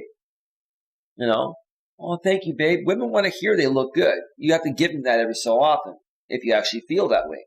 And if you're with them, you should feel that way. But if you say you look good today, yes, that is kind of, implying, at least in a roundabout way, that, you haven't looked as good in the past. And especially when dealing with women, they're gonna get emotional about that, and I can't blame them, Judgmentalism, or the tendency to impute negative motivations to others' innocent actions. This guy uses big, like, big words such as, what law schools would teach. Thus, guests who don't compliment a meal are judged as uncouth brutes who don't deserve future invitations. Don't be judgmental. Share your opinions. Share with people how you feel. But don't judge people, especially based on age, race, sex, national origin, okay? Sexual orientation, even nowadays with the gay and lesbian movement. I'm all for it. You know, if that's, you know, how people want to live their lives, that's on them. I support people regardless of who they are, but you shouldn't be judgmental based, you know, on those aspects. You shouldn't be judgmental, period. You should state your opinion, state how you feel. If someone does something you feel is wrong, that's harmed you or someone else, you know, you can tell them politely, hey, I don't appreciate what you did, right? But yeah, I cannot stand judgmental people. Diffidence, a sense of helplessness about one's ability to deal with life's challenges, leading to anxiety in facing those challenges, and to shame or guilt when the challenges are not met. That's projecting insecurities. That's all that's saying there is the same thing that I've dealt with, you know, hateful people that have come at me, that have projected at me, okay? Because the people that are insecure, you know, they don't love themselves and they don't know, you know, how to do the right thing per se, then they're going to project. And then what they'll end up doing is to try to make themselves feel better, like, you know, this part of the blog says, they will try to shame or guilt you when the challenges are not met, you know, when they feel they can't keep up with you, right? Demanding nature. Although negative people are diffident about their own abilities, they nevertheless put pressure on close others to succeed and make me proud and not let me down. I cannot stand demanding people. People need to be courteous and polite. You need to ask. Don't push. Ask. Now, back in the days, it was much easier to push people into things. It was much easier to be a pushy salesperson in the 70s than it is today. Today, it's about one thing. Today, only one thing matters to be successful. And I want to put it out there to the chat to see if you can figure out what is the only one thing that matters to be successful today. There's one thing you have to provide to be successful. Let me go to the chat real quick.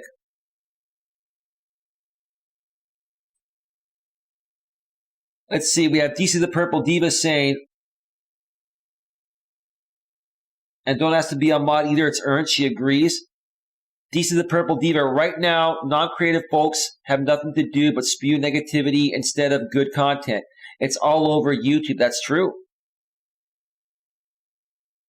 DC the Purple Diva, I have a very good friend from there who helped to get into consulting a few years ago when I needed the income. Awesome, Diva. Furthermore, she said, it appears to be true that YouTubers may have taken the YouTuber may have taken her own life due to cyberbullying on YouTube. Well, that's pretty bad. Exactly, says Diva. I have a purpose here. It takes time. I'm working on my hours and my content, trying to make it better. Furthermore, she says, just agree to disagree. That's the adult way to handle it. Okay, thank you. Hater hate on you can hate on me, my Jill Scott voice. Okay. Queen Helen, Case says and block them. Okay. So nobody's responding. The answer to the question I asked is providing value. Providing value is going to supersede everything. And value comes in many forms. Why does someone want to be your friend? Even if you're not trying to sell your friend something, why would someone want to be your friend? It's because you're the kind of person that provides enough value to them to where they perceive a benefit having a friendship with you. If you can't perceive the benefit of having that friendship, why would you be friends with somebody, right?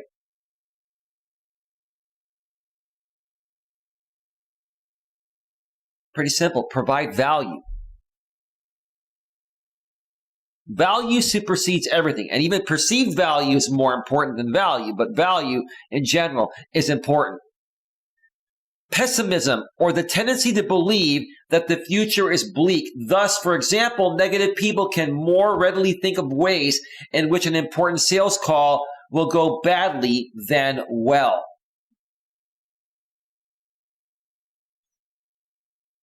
I am definitely more of an optimist than a pessimist. Cannot stand pessimists. Believing that the future is bleak, uncertain, unhappy about the future and the way things are going, that's living your life in a negative state.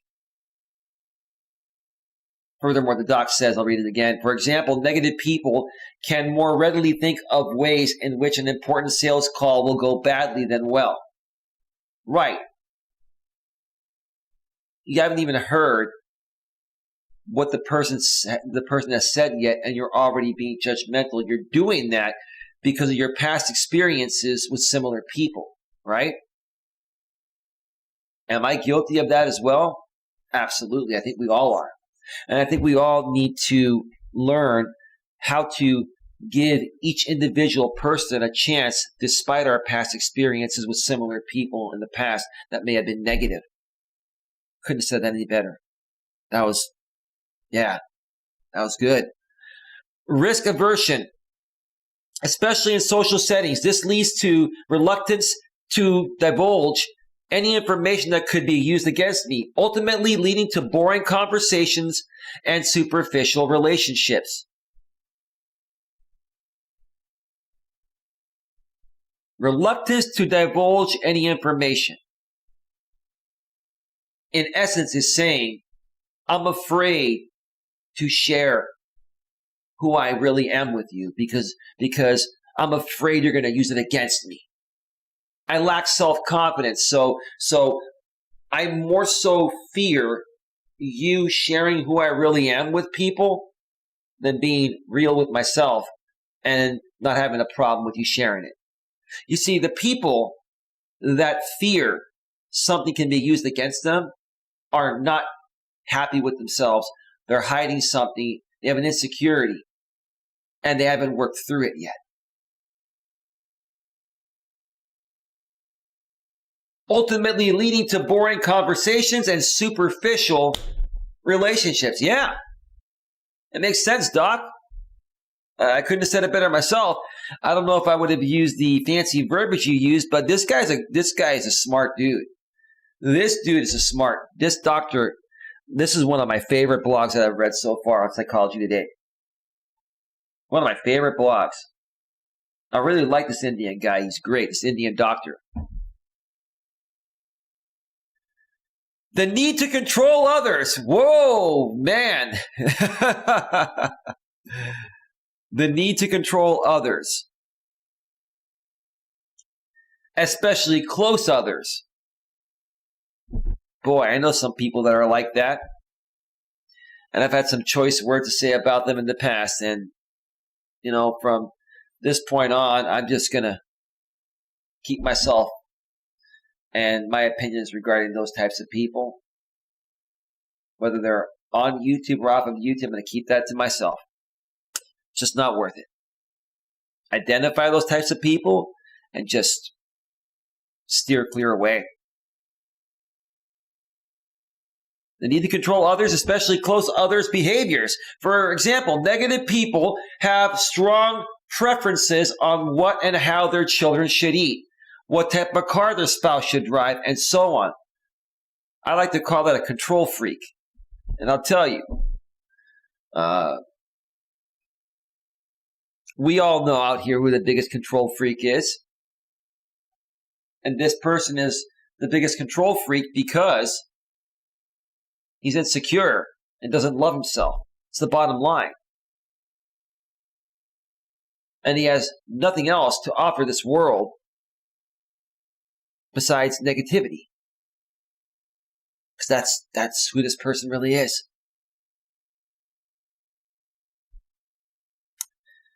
Let me see here. Notice a common feature across all of these manifestations of negativity: the tendency to blame external factors, other people, the environment, or luck, rather than oneself. Right. Not taking ownership for your own mistakes.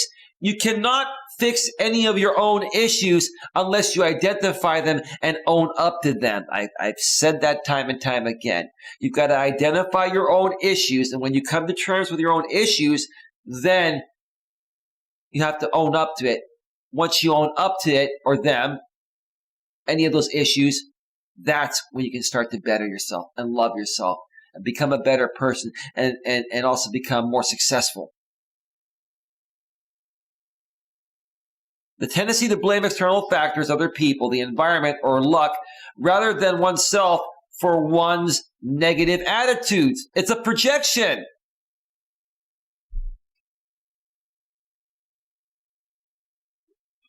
They blame other people because they wish they could be like them. It's a projection. That's all the doc is saying here. They're projecting. I've been saying that for years. And I've been right all along. If only people realized my true worth. If only people were nicer and the world wasn't fraught with danger. If only my friends, relatives, and colleagues behaved like I wanted them to, then I'd be happy. No, you wouldn't. You would not.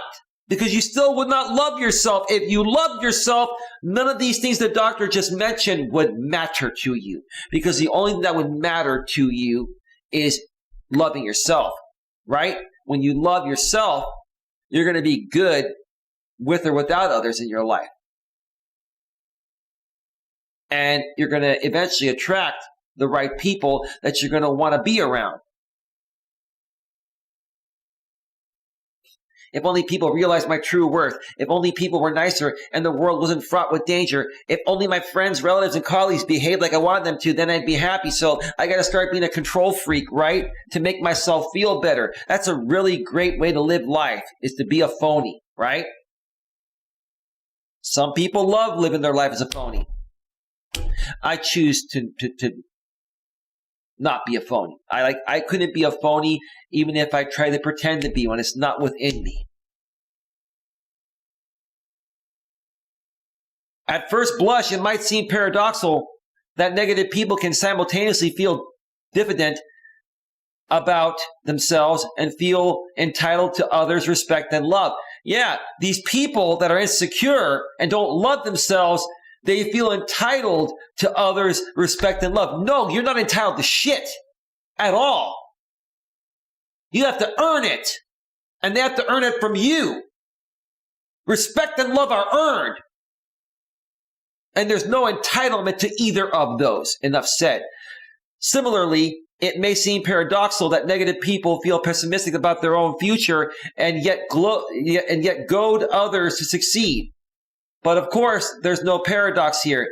It's precisely because negative people don't feel respected and loved them because they don't respect and love themselves, Doc. It all leads back to that. And don't feel sufficiently in control of their own life because they don't love themselves. They don't know who they are because they don't love themselves. And don't feel sufficiently in control of their own life. That they demand others' respect and love and seek to control others. It's a projection and insecurity. Oh man, I gotta take a break soon. This is making me hot right now because I've been preaching this shit for years. Because I really care about everyone having a fair shot at life. And here you have a very smart doctor basically saying the same thing I've been saying for the last 3 years between my former channel and this one. But in a very professional way. With big words. I mean, there was a lot of thought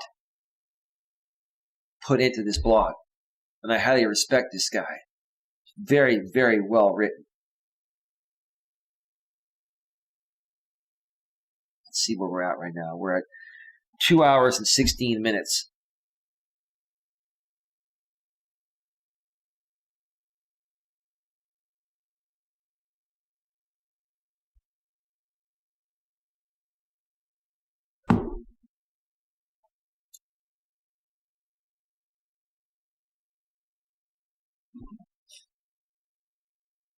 All right.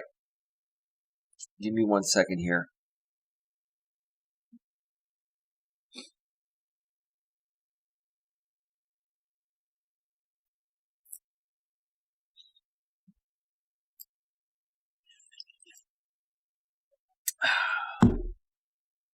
Got to respond to a text real quick.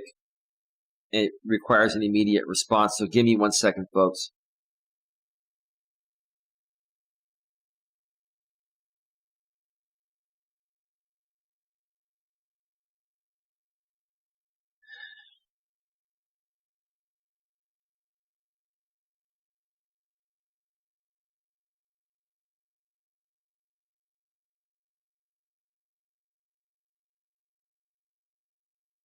All right. My apologies. My apologies. Let's read a few more paragraphs here, and then I'm going to take a quick break again, and then I'm going to come back and finish it up. It's a rather long blog. It's probably going to take another 45 minutes to an hour when I get back. But it's well worth it. Looked at from this perspective, their negativity is a thinly disguised cry for help. Right. And I've been trying to offer that help from the bottom of my heart to many people. But the problem, folks, is the people that actually need the help, they don't want the help because they haven't come to terms with the fact that they need help yet. And until they come to terms with it and accept it and reach out for help, there's nothing anyone can do. Of course, negative people do themselves no favors by being needy and controlling. Doc, I could have said it better myself. I've been saying that all along. Weak, needy, desperate, insecure, controlling. That's how they are. They don't love themselves. That's the bottom line. They don't love themselves. They'd be far more successful in getting the respect, love, and control they crave if they realized how self-defeating their neediness and desire to control is. Let me repeat that one more time. This is definitely by far the best frickin' blog I've read on this site. One of the best I've read pretty much ever.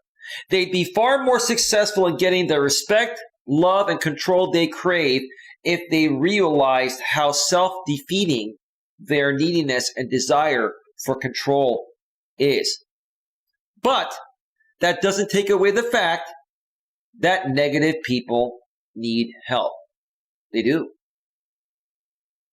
And the doc and myself are not coming out and trying to attack anyone that either one of us may feel needs help. We know people need help. But we also understand, as one professional to another, that unless these people are open to help and they at least realize at some level there's an issue, they're never going to be open to the help or the suggestions that we would give to help them change it for the better. A straightforward but ultimately unproductive way of helping negative people is to give them the respect, love, and control they crave. That's the worst thing you can do to a negative person, is give them something they don't deserve. Because in essence, what you're doing to them is teaching them a bad habit and making them believe that that is not a bad habit. You're basically telling them, in other words, by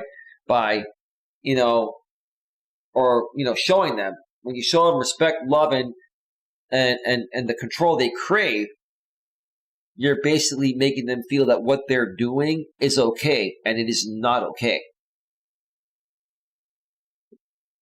I've seen many women, get controlled by men in the exact same ways as the doctor just mentioned here. And it's sad. And the reason why some of these women, I feel do it is because they're very insecure women that don't have the confidence to get men very easily.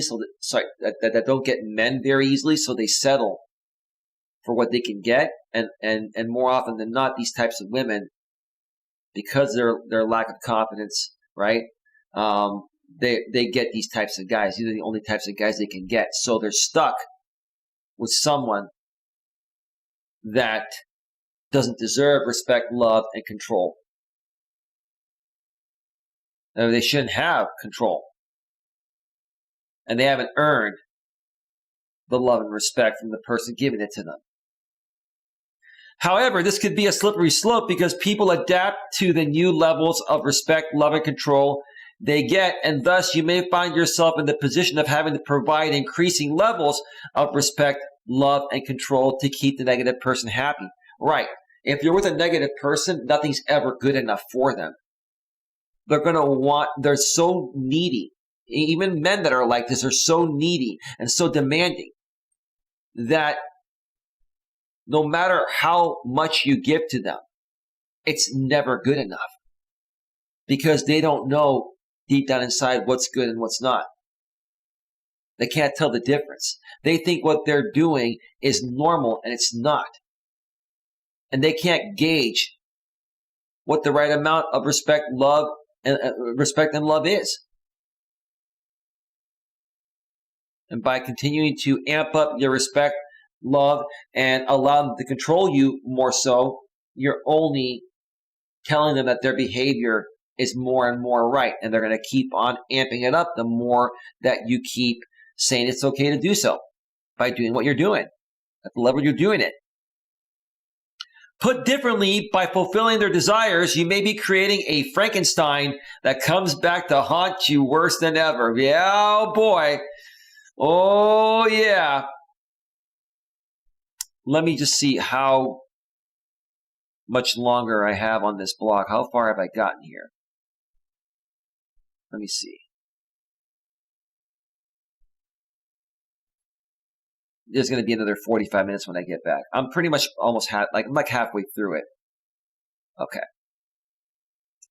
All right, folks. We've been on for 2 hours and 24 minutes. I'm going to step away and take another break. And I'll be back in about, 5 to 7 or 8 minutes and wrap up this blog. It's probably going to go another 45 minutes to an hour max. And more so, people will be watching this on the replay. I know we don't have a whole lot of people here right now. We only have 16 people in the house. But people will watch this in parts of the replay because it's a very good read. And it's a very good topic that people need to really understand. So let me cue up the music. Give me a second.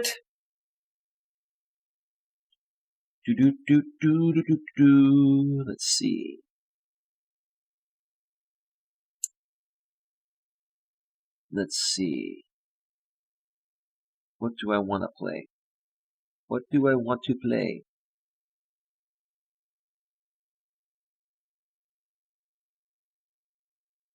All right. We're all good to go. We're all good to go. Folks, I'll be back in 5 to 7 or 8 minutes to wrap this up. Do not go anywhere. We'll be right. Whoa, we got to move back to the full screen. We'll be right back.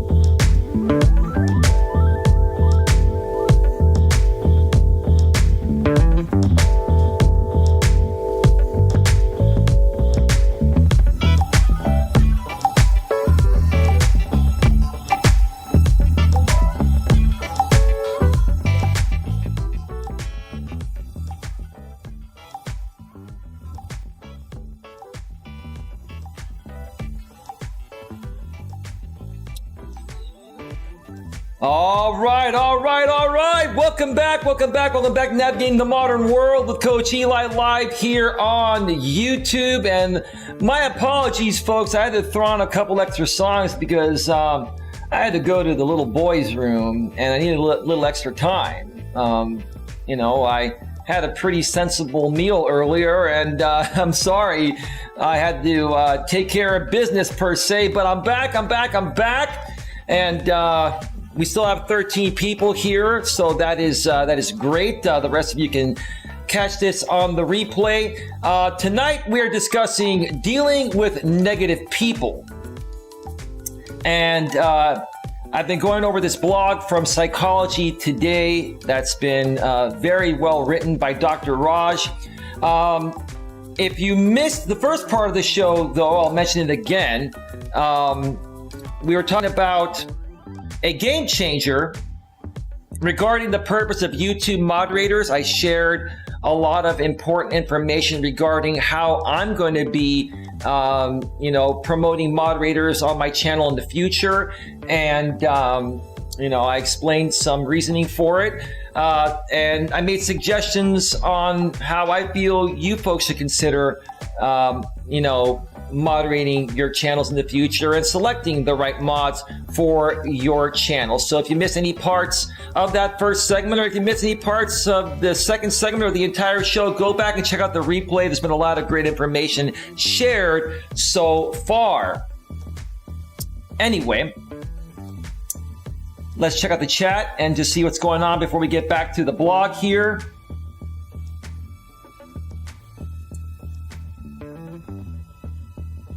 Let's see. DC the Purple Diva said that's true. Probably something I mentioned regarding the blog. She furthermore says, I already read that. I read that part. DC the Purple Diva says, I'm going to jump off. Bedtime. I'll listen to the rest on the replay. Night, y'all. Good night, DC the Purple Diva. Thank you so much for being here. Much love, much appreciation from Coach Eli. Okay. So let's just get right back to it, folks, so we can get through this information as quickly as possible. All right, we're going to switch back to the browser source and leave off where we left off. An alternative solution is to get the negative people to see the sources of their negativity and make them realize that their negativity has more to do with their attitude than with the objective state of the world. It has to do with their attitude of how they see themselves and whether they love themselves or not. It all boils down to that, folks. Do you love yourself or do you not love yourself? Because if you don't love yourself, you are not capable of loving anyone else. You probably don't even know what loving someone entails. You probably don't even know what it means. So you're living in a world of negativity because that's all you know. However, as I discussed in another article, people don't respond well to critical feedback. That's a good point. I mean, I'll have to admit, there have been times in the past where I have not responded to critical feedback as well, but I've learned to respond to it much better. You learn how to handle that as you get older, and you have negative experiences with that at first, and then you turn them into a positive. But again, what I always say to people is this. Okay? There are two different types of negative feedback, in my opinion. There is constructive feedback, which, can be negative or positive, but a lot of times it's negative. And if you have negative feedback to give someone in a constructive way, I'll take that. But if your negative feedback is a projection of your own insecurities and you're trying to force your opinion onto someone rather than just give them an opinion to try to help them, I'm not going to deal with that. No one should deal with that. And those feeling negative almost definitely won't be open to listening, let alone accepting critical feedback. And then those people that project their insecurities onto you, and they attack you instead of giving you constructive feedback, okay? they're the ones that are going to flip it on you and say, you're not open to critical feedback or constructive feedback. No, we are open to it. What we aren't open to are your attacks. That's all it is.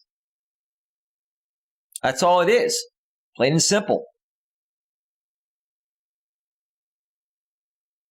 Give me a second here, folks.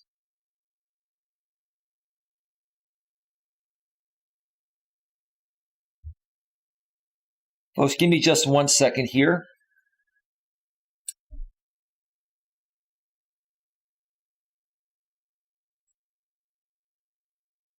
Okay. This means that there are really only 3 other options left. First, you can grit your teeth and accept the negativity and hope that things will improve. The second is to seek the help of a counselor or arbiter, a common friend, and hope that a third-party perspective will help the negative person recognize their negativity isn't helping them. You can also seek the help of a coach, because we can help you with that as well. But if your issue is deeply rooted and deeply scarred, you may need to take it a step above what a life coach like me can do and seek a professional counselor, a licensed therapist, psychologist with a psychology degree. But you have to be open to that, and most people are not open to that. Both of these options, however, are unlikely to fix the problem. In the case of gritting your teeth and hoping that the negative person becomes more positive over time, you passively may be taken as a sign of acceptance that their negativity is justified. That happens all too often. Over time, this may lead to increasing demands on you, and if you fail to deliver on these demands, increasing complaints about you. Wow. Very well said there, Doc. Very well stated there. I've got nothing more to add to that. That just speaks for itself.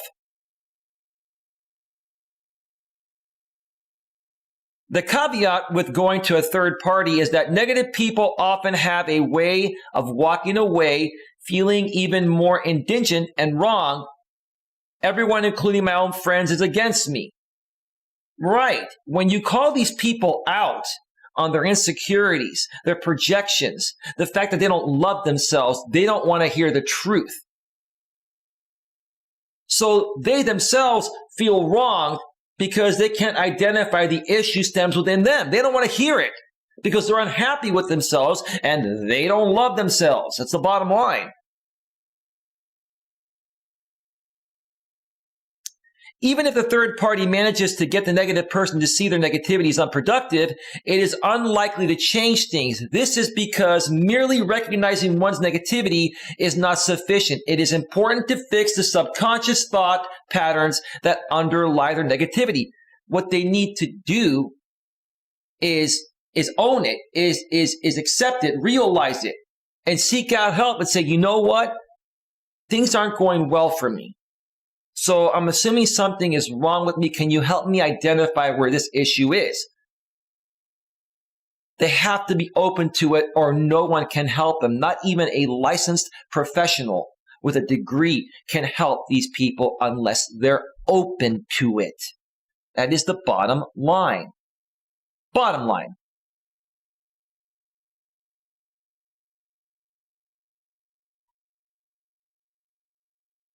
Okay.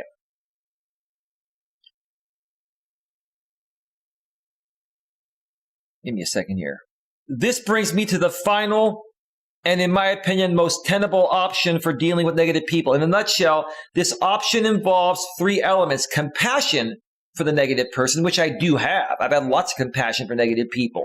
And I've tried to help them because I care about their well-being. They're just not open to the help, like I've been saying, right? Taking responsibility for your own happiness despite the other person's negativity, which I am happy within myself, right? And I'm not necessarily trying to project happiness onto these people because that's the last thing, they want, even though that's what they need. Okay. And maturity in how you interact with the negative person. And I'm very mature with them. And the more mature I am with these people, and the more I try to genuinely try to help them from the bottom of my heart, the more they come back with their attacks, because they're just not ready to own up to what they know within themselves is wrong. At that point, these people realize, okay, yeah, there's something about me, but I just don't want to give in to this person. I don't want to say this person is right. Well, until you say there's something wrong with you, and despite who comes at you trying to help you, saying there's an issue and admitting that they're right, you're never going to get anywhere. You're just never going to get anywhere.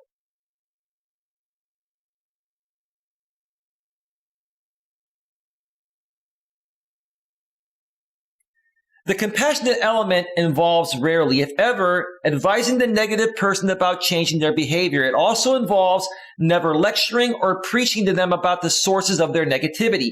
As already mentioned, most of us are not good at taking negative and critical feedback, and negative people are particularly adverse to such feedback. Of course, they're not open to it. So until they're open to it, they're just going to continue to live a miserable life of negativity. Now, it may be difficult for you to not react in some way to the negative person. It has been in the past.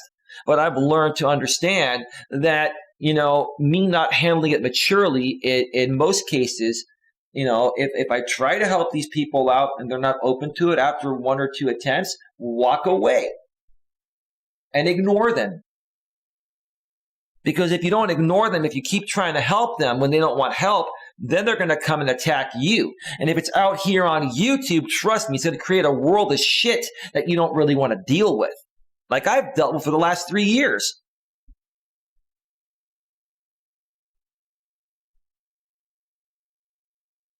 However, remember that getting it off your chest is only going to escalate the problem and is not going to fix it. That's right. Getting it off your chest is only going to escalate the problem and not going to fix it. You've got to do the work to fix it. You've got to do the work.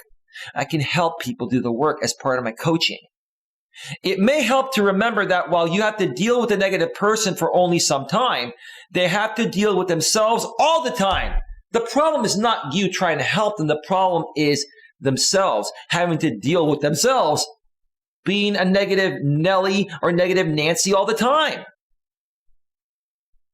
This recognition should help you respond or not respond, in this case to them, with compassion. And that's what I've always tried to do. The more compassionate I am, or other people are, to try to help people in these situations that are living a negative life, the more it fuels them to come back at you negatively, because they just are not ready to own it. They're not ready to own it. And until they're ready to own it, no one can help them, not even themselves. They can't help themselves even until they own it and recognize it, and they're ready to deal with it and make it better. The second element of taking personal responsibility for your own positivity involves doing what it takes to protect your own happiness. If you cannot maintain your positivity and composure, then all is lost. In another article, I had suggested some tips for taking personal responsibility for your own happiness. In a nutshell, it involves adopting a set of more positive attitudes. Like I'm always positive. But that alone may not be enough to deal with a constant onslaught of negativity. You may have to take time away from the negative person regularly to maintain your composure. That's why with these people I was trying to help initially on YouTube over the past 3 years, I had to just walk away, because it didn't matter how good I was being to them. They just couldn't recognize it, and they still can't recognize it. So it's doing myself more harm than good, trying to help people that are not open to the help or can't identify that I'm truly trying to help them or someone's truly trying to help them. They have to come to this realization on their own.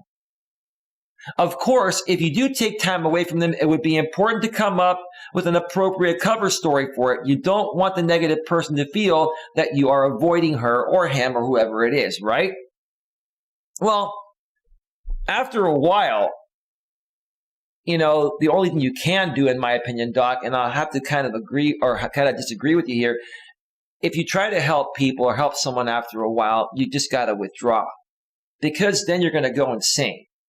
Because the definition of insanity, like I've been saying in my past few blogs, my past few streams, when I've been, dissecting these blogs from Psychology Today, is that the definition of insanity is doing the same thing over and over again, expecting a different result. So at some point, you've got to withdraw, or you're going to go insane. It's just those are just the facts. That's it. The final element of being mature involves understanding that the most reliable way to steer the negative person towards positivity is to manifest the positivity yourself. For instance, blaming the negative person for making you feel negative is not going to help. Indeed, it would be particularly ironic if you advise the negative person to stop blaming others for your negativity, if you are blaming them for bringing your mood down. You cannot blame anyone for bringing your mood down besides yourself. You can't, because if you do, then you're projecting. Bottom line. Let me check out the chat real quick and see. I don't think there are really that many people here right now because it's getting into the wee hours of the morning.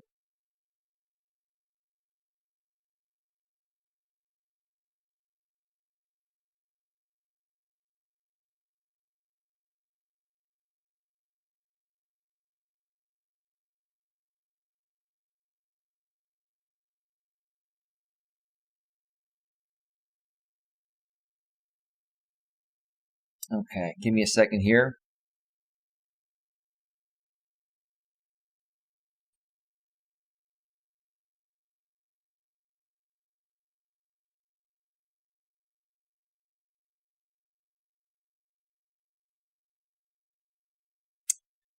But how exactly do you manifest positive attitudes that you want the negative person to exhibit without crossing over into being preachy or judgmental? Well, in some cases, there's nothing you can do. In some cases, you just have to walk away, like I've been saying. For me, I'll try once, twice, maybe 3 times to help someone, because I really care about everyone's well-being. But after that, there's nothing you can do, because if you keep trying, it's going to drive you insane. And then these people are going to, start attacking you, whether it's YouTube or off of YouTube, in your real life. And it's just not worth it at that point. At that point, in my opinion, you just got to allow these people to hit rock bottom. And if they hit rock bottom, maybe then and only then they're going to be able to start identifying the issues and realize what's really going on.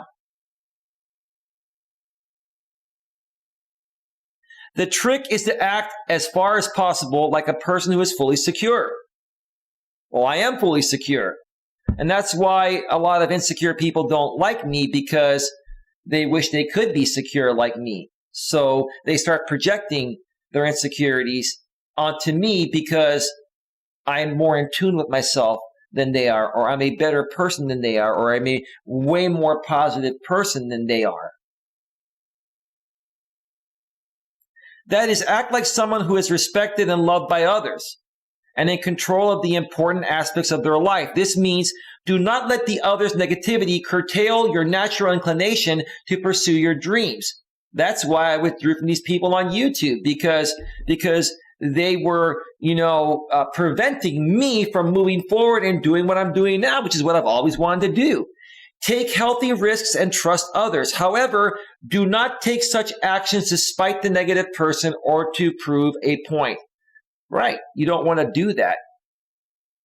Rather, tap into the space of authenticity from which it seems natural to behave in a spontaneous, positive, and trusting manner.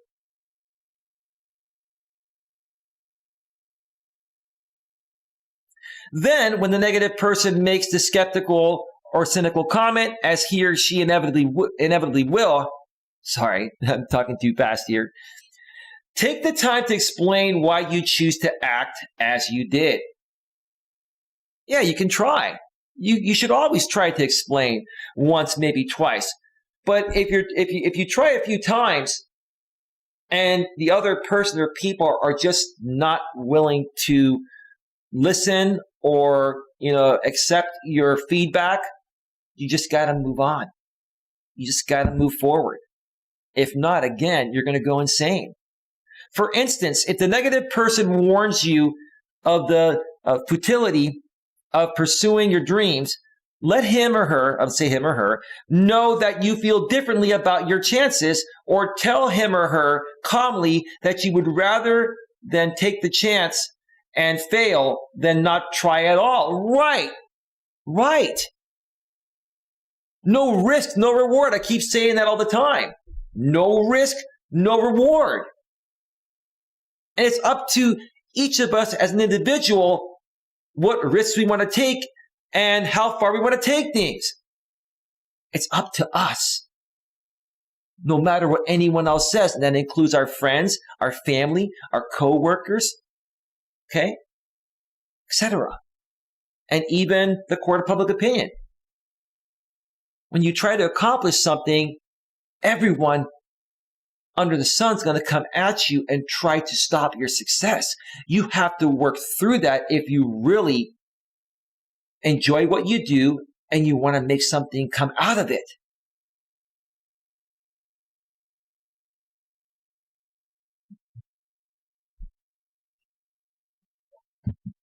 Likewise, if the negative person warns you of the dire consequences of taking what you think is a healthy risk, tell them calmly, we will see what happens. Hopefully, if you are calibrated accurately, you will emerge unhurt and with enhanced skills. Great point, Doc. Over time, the negative person will recognize that while your prediction for taking risks may be higher than his or her own, you are not reckless. What that's saying, in other words, is that all these people that are coming at you saying you're a failure, you're never going to make it, you suck, whatever, right?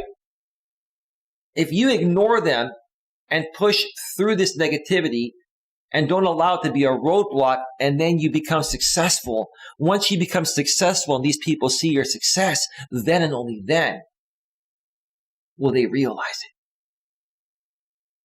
And at that point, you're not going to even remember who these people are. Unless they're family. If they're family, then they'll say, wow, you actually made it. Wow, I was wrong. No big deal. That's all I'm going to say. When I do finally get this channel where I want it to go, where I want it to get to, and people say something good about it, I'll say, hey, no big deal. I love doing this because I love doing it. And I'm happy that this channel's further along, but I'm going to continue doing what I've always done here. No differently than what I've done before, even though I'm further ahead, I'm a bigger channel, making more money now, whatever, right?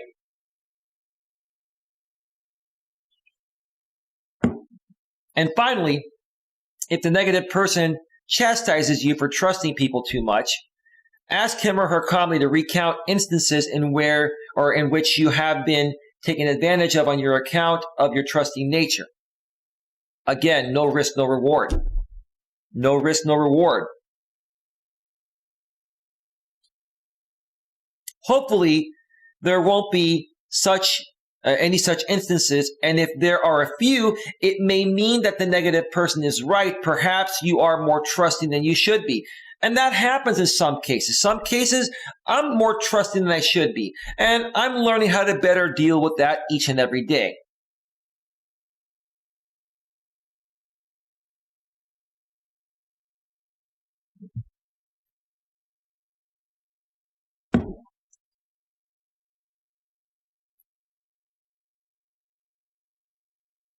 A lot of people don't take risks and chances because they feel it's going to make them look like a fool if they take a risk and then they were played by somebody else.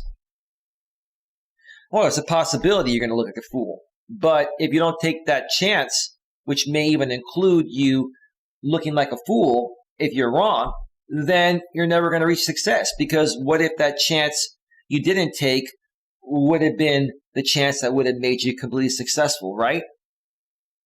You gotta weigh your risk versus reward factor, right? And if you're secure enough with yourself and you make a mistake, and that wasn't the right thing to do, then you're going to be able to deal with the repercussion. You just ignore it and keep moving forward and try something else that'll work, or more than likely will work. And if that doesn't work, you keep trying until it works. And then you ignore the negativity. The more you ignore the negativity, the further ahead you're going to get. You could also calmly point out what research shows. It is important to trust people to form deep and meaningful relationships. You're not gonna trust everybody, but you've got to trust some people. And basically, the way I look at it is this way: you have to initially give everyone that comes into your life the benefit of the doubt. And what I do is I give people the benefit of the doubt until they give me a reason to not give them that benefit anymore. And if I give them that benefit of the doubt, and and after a certain period of time they're consistent, then I start to trust them. But even once I start to trust them, at that point, if they start creating issues, I could still lose trust in them. So you just got to be alert. You got to take your best chances and just handle things accordingly. That's it. Hopefully you have more deep and meaningful friendships that the negative person does. Okay? Yeah, no, it's true. I do. I only like to surround myself with positive people. I remove all negativity from my life.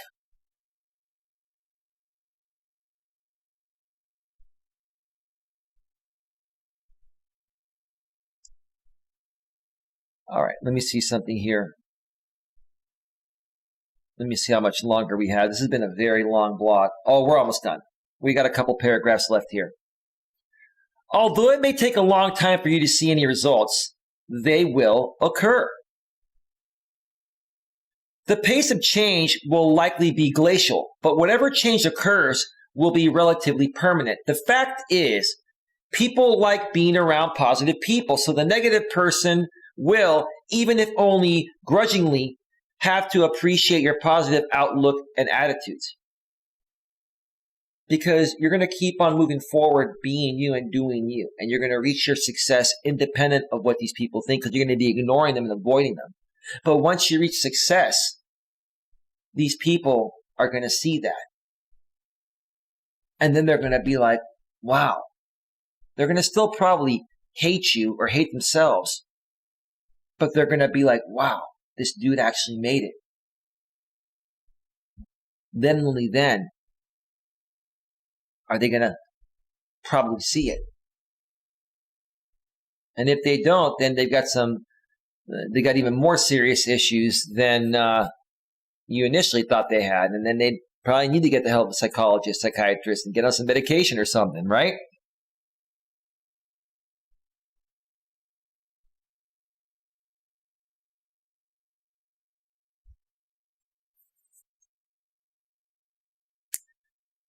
Okay.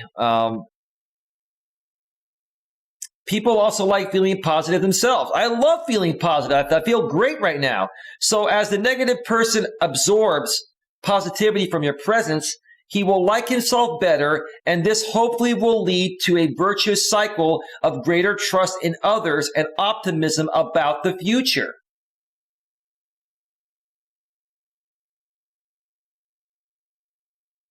Now, Doc, I will say I'd like to believe most people that are negative will see it that way and respond to it that way. But you and I both know that you just never know.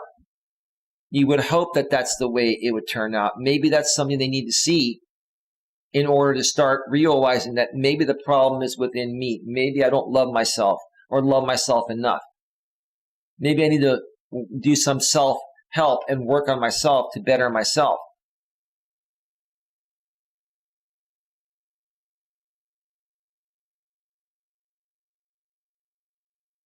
So yeah, you can only hope that, these people would just realize it at that point and get better.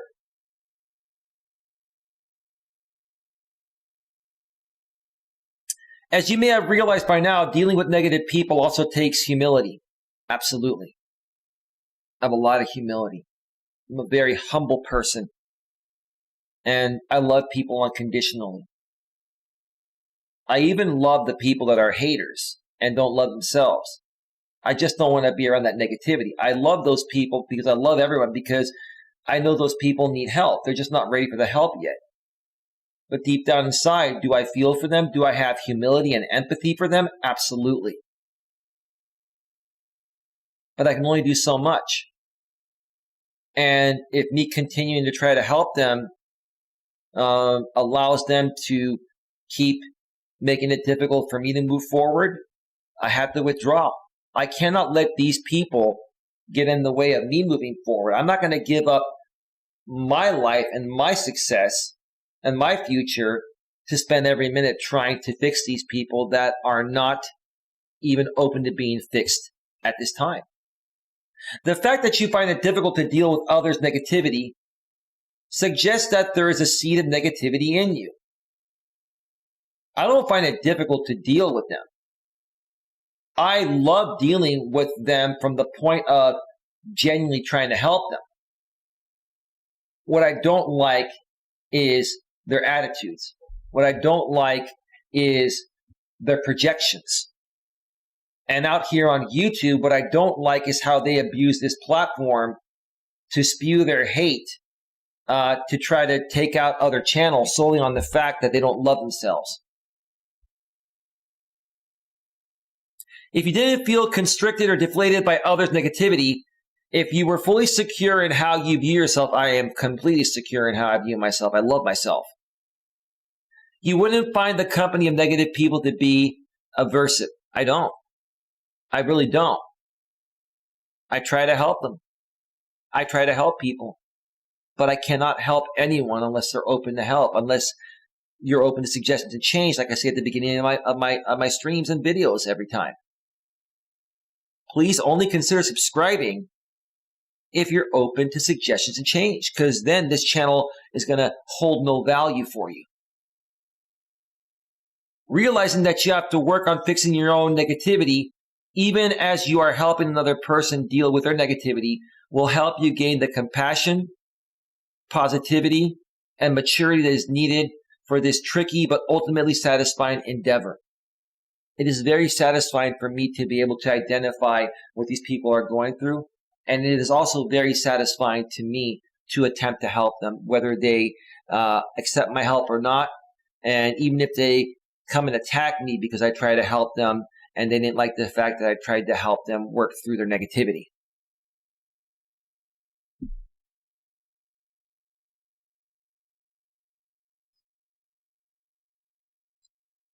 That was very well said there, Doc. Very well said. And then he says, best of luck. About the author, and Dr. Raj Raghuvantan,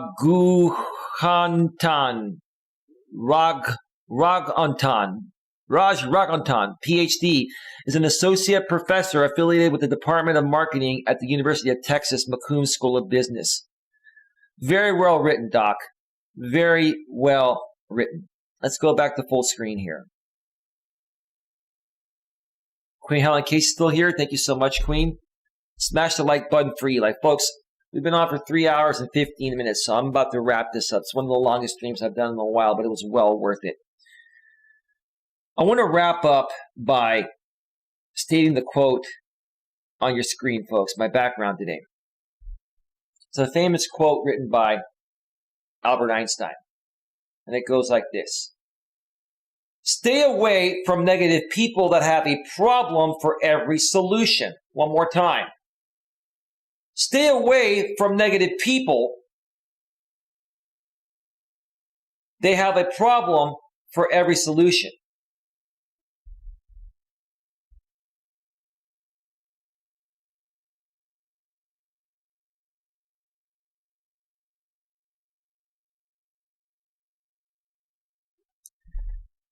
Instead of having a solution for every problem, negative people have a problem for every solution. In essence, these people are so insecure and they hate themselves so much that they can't stand seeing happy people be successful or head towards success, right? So every time a guy like me comes out here, for example, and tries to provide solutions for people to truly help them, these people always come on the attack and they try to provide a problem to the solution, which technically makes no sense. Why in the world would anyone want to find a problem for something that's already been solved? Genuinely, honestly, and ethically. But that's a very, very classic quote by Albert Einstein. One of the smartest men that ever lived. All right, folks. I'm about to wrap this up. It's been a heck of a show. And I greatly appreciate everyone that was here live. Queen Helen Casey, you've been here pretty much the entire time. Thank you so much. Muttnuts Reviews was here earlier. DC the Purple Diva, and many others, too many to mention. But I really want to thank you folks for taking the time to view this, whether you're here live or on the replay. Folks, we are moving forward here on this channel into positivity. I want to work with people and help people that want to better themselves, that understand maybe they're not where they want to be, but they want to get there and they want to be better. If you can recognize that, hey, you're not where you want to be, or maybe you have some insecurities, or maybe you're struggling to really love who you are, I can help you overcome that. I can help you accomplish whatever your heart desires, whether you want to lose weight, whether you want to find a job that pays you more, whether you want to find the man or woman of your dreams, to have a relationship with, to get married, have kids, whatever you want to accomplish. I can help you with that because I know where the root of it all starts. It starts within yourself and how you see yourself, because that's the way the world's going to see you. How you see yourself is how the world's going to see you. And if you don't love yourself, but instead hate yourself, then what type of people are you going to attract? If you hate yourself, you're going to project hate into the universe and attract people that also hate themselves. But if you love yourself and you're happy within yourself, you're going to attract positive, loving, caring, amazing people. And your life is going to tremendously change. It's going to become so awesome, you're not going to know what to do with it. It's going to be that good. And with that being said, folks, I'm going to get on out of here. I'll be back tomorrow. I had promised 2 streams today, possibly 1 or 2, but I only got to 1. I'll be back tomorrow, more than likely, for 1, maybe 2 streams, or who knows? I might just even take a day off and do some other things. I may even go hiking this weekend. I've been kind of keeping my personal life behind the scenes, which is where it needs to be. So if I'm not on tomorrow, folks, I'll be back on Sunday, but more than likely you'll get a stream from me tomorrow at some point during the day or in the evening, if not at some point Sunday. Have a good one. We'll see you next time. Bye-bye. Bye. Bye. Bye.